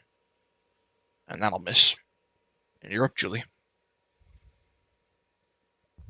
The same guy that I was whacking on before, I'll whack on him again. Okay. It's this guy. All right. Miss. He parries with his beard. He doesn't parry that one. You lop off a portion of his beard. All right. He struggles a little bit, but he's still standing. I'm good. All right. Okay, you're up. And I will step in and past. This And I'm guy's gonna going to take an attack opportunity against you as you move. What if I walk left and then forward? You can't, because of the way the I'm door being a is, you'll be smartass. walking I know. into a wall. I know. So You can hit me. That's fine. swing. And I'm gonna thwack this guy twice. All right. Once. Crit miss. Once. All right. He reels back, but he's still standing. That's fine. Treverin.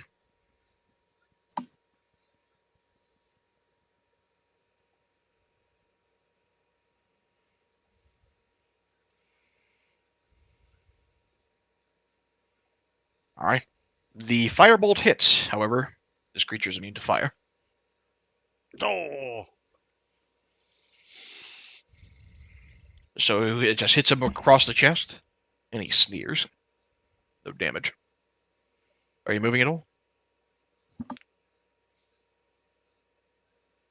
All right. Send you up. I'm going to close to here, and I will try him. Oh, wrong All thing. right. Hold on.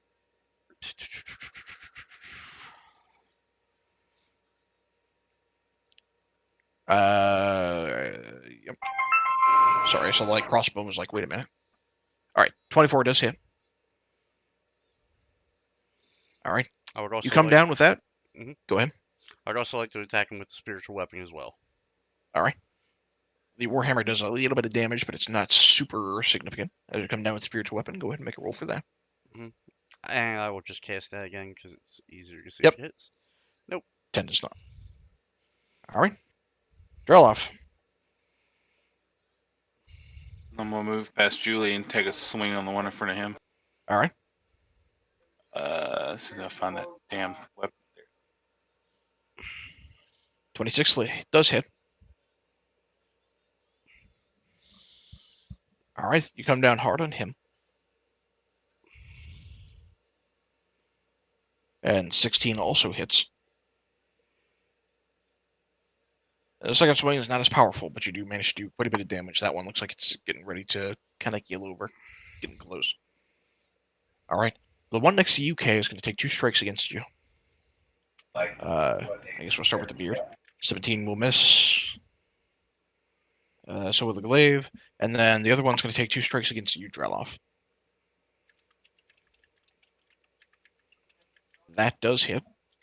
I need you to make a con save. Oh, it ties. He wins, right? The attacker wins on ties. Yep. So Okay. you need to make a Constitution saving throw. You succeed anyway. I was going to say you would have you would have advantage because you're a dwarf, but it's okay. So you're going to take 5 points of piercing damage from the beard, and then he's going to strike out with his glaive. And that'll hit you for 6 slashing, and I'll need you to make another con save.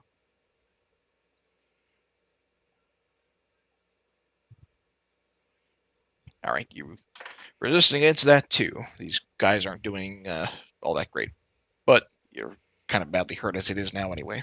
Julie, you're up. Mm-hmm. All right, I'm going to attack this guy again. All right. What the hell? I've only done 80 points of damage to him. What's another 20 or so? It keeps getting reduced by half. 19 hits.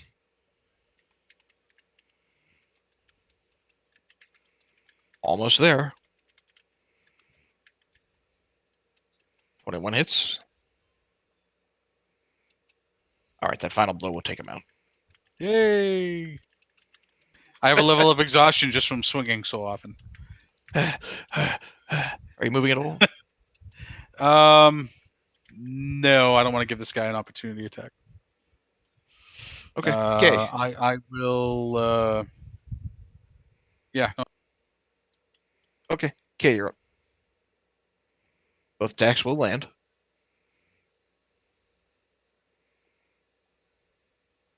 And that guy looks like he's about to keel over as well. Treverin.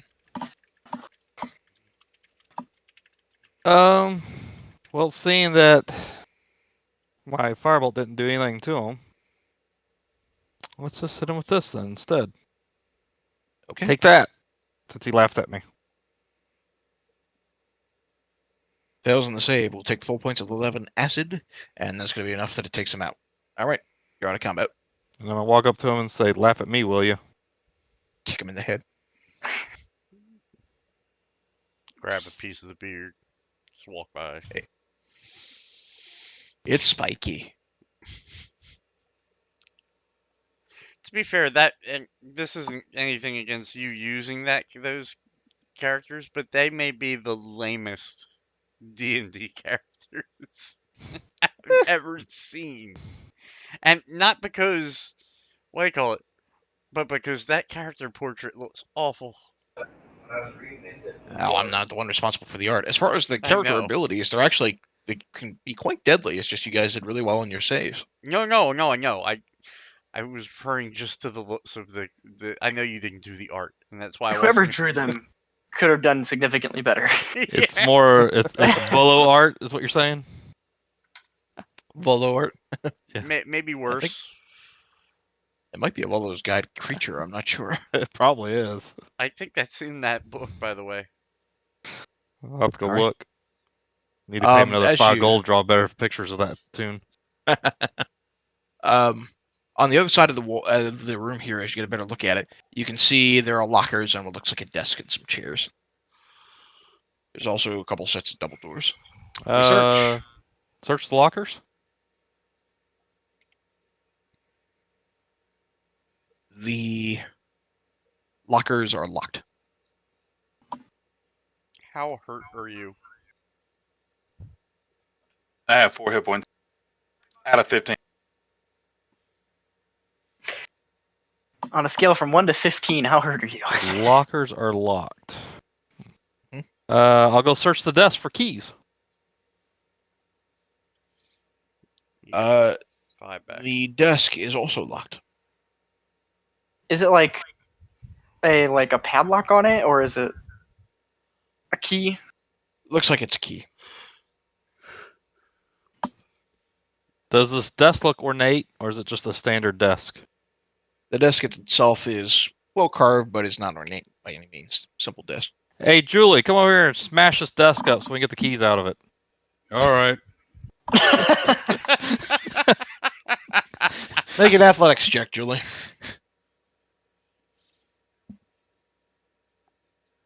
Crack!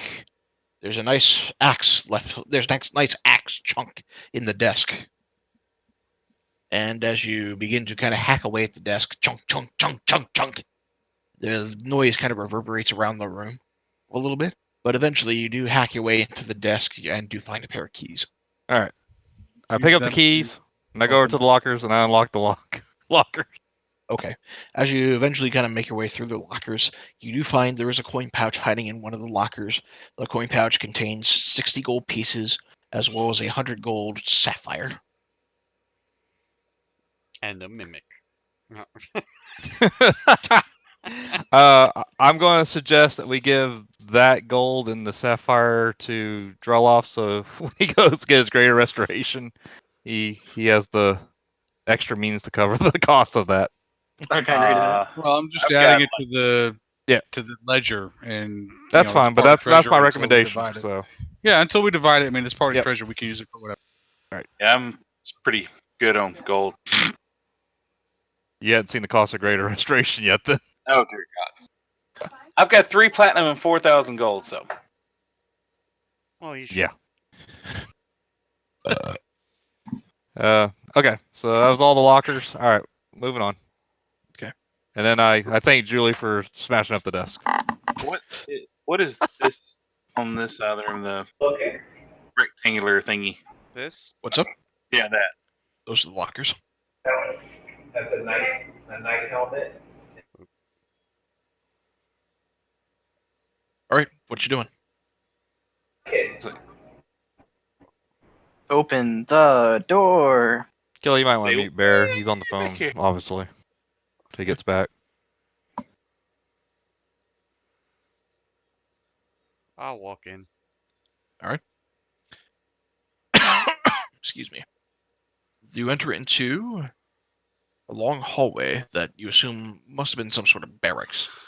The wide hallway here consists of several doors for what you assume to lead into several bedchambers, as well as 2 empty storage halls. There is a set of iron doors on the northern end of the hallway. We'll approach the iron doors. I will Okay. as well. They appear that they're open. They're closed. You can try to open them. I'll just gently jiggle the handle. It looks like it'll open. It'll take a little bit of force to push open. Alright, I'll push it open.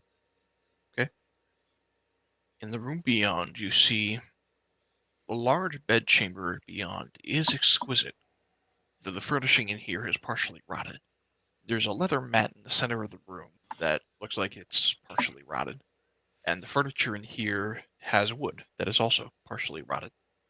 Lying still in the large bed are two bodies. I'm going to approach, not stepping on the leather mat.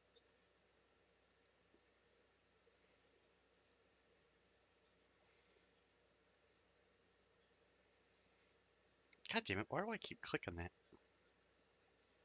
If you hold down, it'll actually ping yourself. No, not the ping. Oh. Somehow I keep going into the edit the character token thing. Oh. Yeah.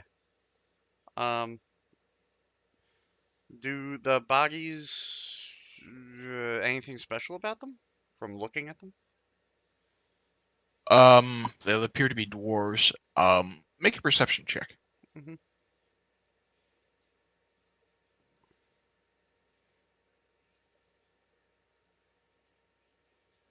Contrary to some of the other bodies, which look like they were just kind of frozen there, the bodies that lay in this bed have their eyes wide open and their mouths agape as if in a shock of horror.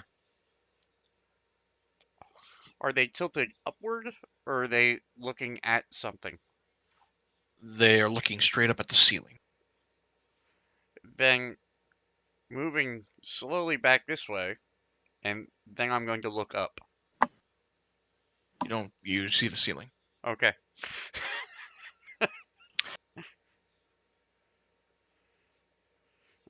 I guess I'll start looking around the room.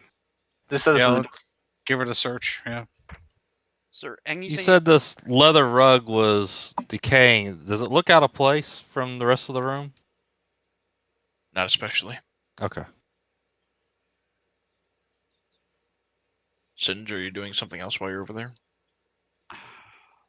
Anything odd about the bed? Anything like on the bed, under the bed? Not that you see. And Extravagantly made, but it just rotted away with time. okay. And obviously just empty eye sockets staring straight up. The eye sockets aren't empty. The eyeballs are still there. They're just dead.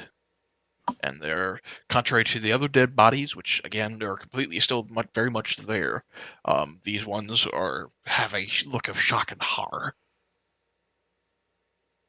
These don't look like they're trapped in time at all.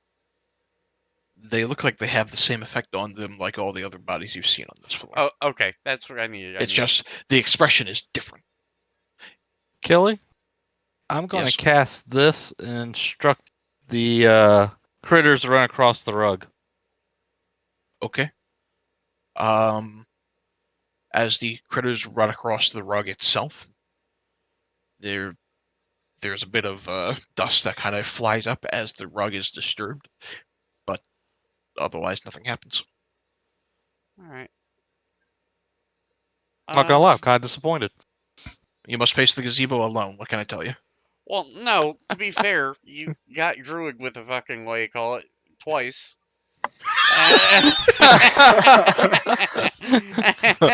I wasn't walking into the same fucking thing. When I see a big oval in the middle of the room, it doesn't mean step here. Right. No, it is not a gigantic animated rug this time. Or a cloak that doesn't really look like actually a cloak. That starts This attacking. I'll open all right. this door on the left here. Okay. The door on the left looks like it just leads into a bathroom that's got exquisite furnishings, but has faded with time. Don't step Oh. on the oval. Is this the door over here? Yep. Okay. Well, Droloff is eager, so I'll let him Opening the drawer to that area, Draloff, you can see it looks like a closet. There are some old, worn clothes inside, but on the far end of the closet is a wooden chest. I guess I'll open it. It's locked. I guess we're searching for a key. Is this a desk I over will here? rip the mat up. You will pull the mat up. Yep, I'm gonna just take it and just do a full like I'm going lift it behind up this and chair flip when it. he does that. Okay. So you take the mat on the floor and you just kind of rip it up off the floor. Yep, and I'm gonna like try to like just get it off the ground, see if there's anything underneath of it. Funny. There's a key under it. Hey! Funny. It's a really carpet that's going to eat you. I will grab the key As soon as you and I grab will the head to key, the chest. the carpet comes alive. All right. Inside the chest is a mimic. No. Oh. Oh.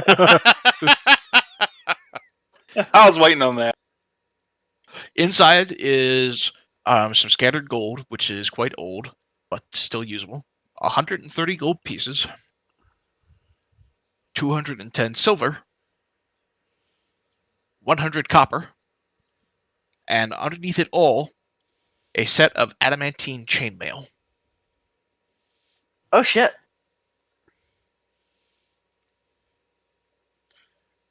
I will give the gold to Julie for the party funds. What refresh my memory? What are the special properties of adamantine armor? You can't be critically hit.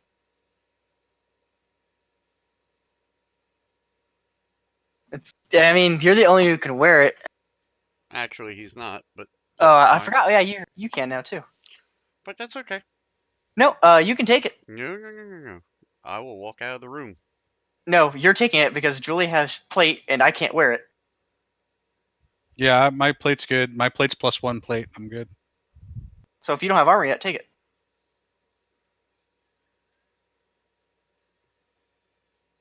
It's 16 AC and you can't be crit, so It's your guys' call. I'm not taking anything. I mean, that I walk be at you, used. arms outstretched, armor in hand. Can't say no to me. That's 130 gold, 210 silver, and 100 copper. Right. Okay, thank you. I nudged him to take it. Sorry, for some reason I thought clerics were medium armor.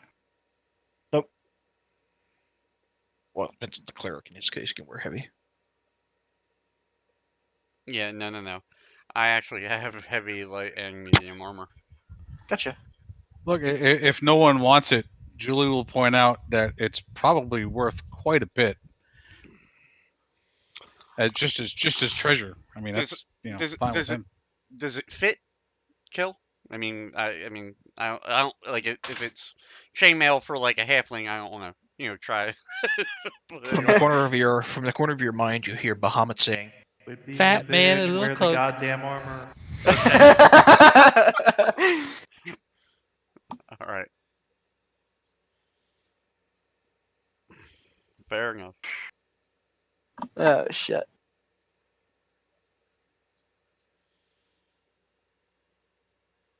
All right. So it's the same AC as regular chainmail, correct? "Yep, it's the same. Everything's the same as regular chainmail. The one key difference is you cannot be critically hit. Any critical hit against you becomes a normal." Gotcha.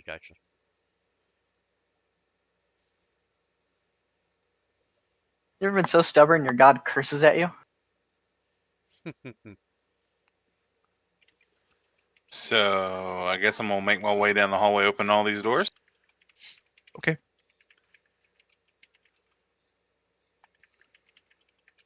I'll just wait here. But Kelly, these are all doors. Yep. 2 of them lead into storage closets, and the rest lead into small bed chambers. Each bed chamber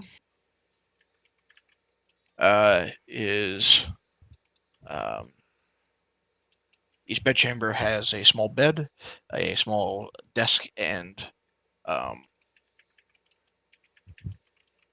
some foot lockers at the end of the beds.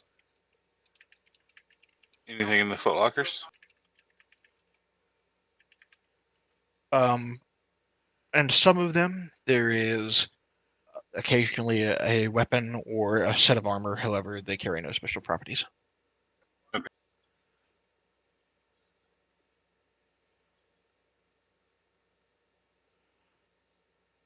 And that's what was in the foot lockers?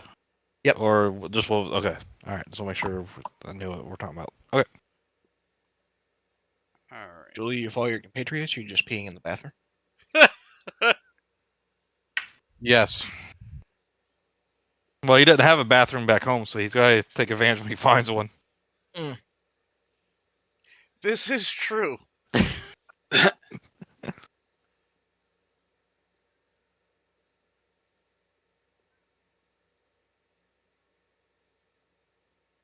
All right. What do you do? All right. We open this door. Okay. Peering into the hallway beyond, you can see that the edges of the hallway itself are lined with iron bars, beyond which are bed chambers. The Bedroom bed chambers are lined with cells? iron bars? So Correct. it's like a jail? It's like a Looks prison that cell. way. The edges of the bed chambers are stained with dried blood. Near the double doors on the far end of the hallway, from here, those of you with a passive perception of 12 or higher can faintly hear what sounds like chains being dragged across a stone floor. I hear them. There's chains. I hear him as well. I don't hear shit. Chains? Like, what kind of chains are we talking? Chains being dragged Chains. across the floor. But I'm asking them because they're just like, I hear chains, and I'm like, that's cool. What does that mean to me? I know. That's why I said it. Approaching very cautiously. Well, I have the boots on, so I'm just going to go ahead and approach. Oh. This thing's getting really annoying. All right. And I open the door. All right, talking amongst yourselves, opening the door beyond, it kind of creaks a little bit as you open the door. Beyond, in the entirety of this chamber, is dry blood coating it, especially near some handcuffs that line the walls. On the opposite side, there is a tall figure standing over a table. On the far end, he is dressed with chains around his body, and it sounds like he's in the middle of a meal, eating loudly. What the fuck did the dwarves do that were here before you? Jesus. It's like, well, who's been feeding him lately? That's what I want to know.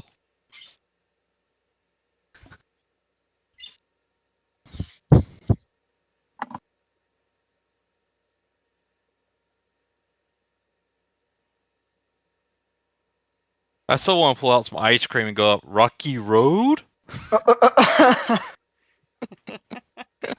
You cannot make out the creature's face or the meal he's chewing. I walk up and I grab Drelof's arm, like grab him by the shoulder, and just pull him back.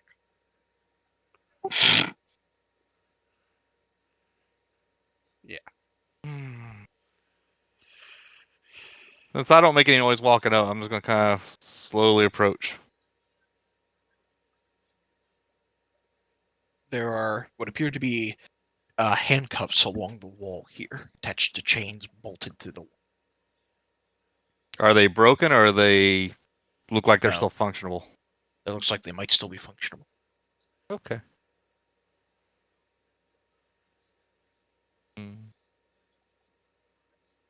Do you actually, Drelov? No, because I think they'll kill me if I do that. Your words, not mine. Do what? It wouldn't take much. I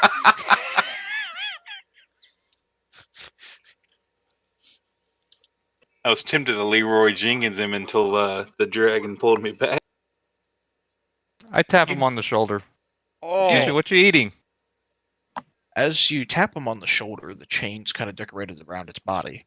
and you get a closer look. It looks like he's in the middle of eating an arm.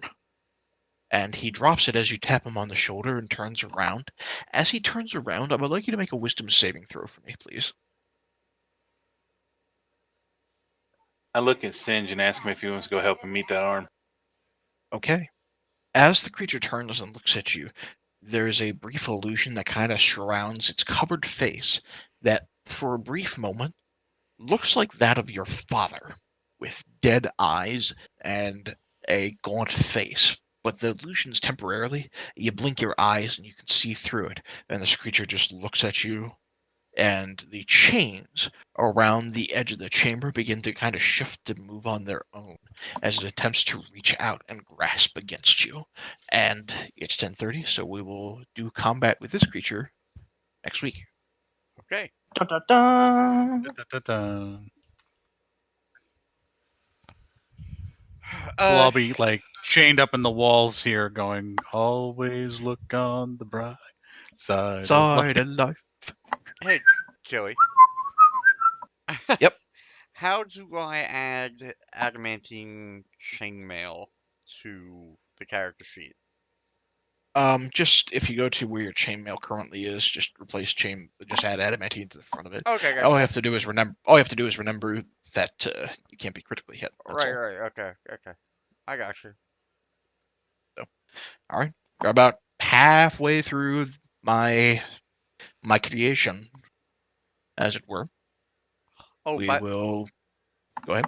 oh no, I was gonna say reminder. Descent into Avernus comes out in 2 weeks. Yay. Yes, it does. They also just came out with the new D&D Essentials, which includes the Dragon of Icespire Peak adventure. Yep. Had it for 2 Which- months. Well, yeah, if you got it to Target, but you can now get it everywhere. Bear, we'll finish this bit up, and then we'll probably wind up introducing your character. I just need you to. You haven't added any backstory in the middle of all this, did you? So, Kelly, I don't know if you know, but if you buy the Essentials book, you get the stuff on D&D Beyond for free. Yep, it'll be arriving Friday. All Okay. right, so you did pick that. You do have a backstory and bio up there.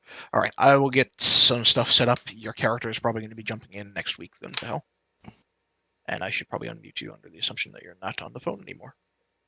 That would actually probably work for me as well. Hold on. Yep. Did earlier. Little bit. Yeah, The your couch, mic picks you up pretty good when you're away. Not all the time, just when I guess it's close enough to the mic. All right. All right, guys, I'm going to bed. Yep.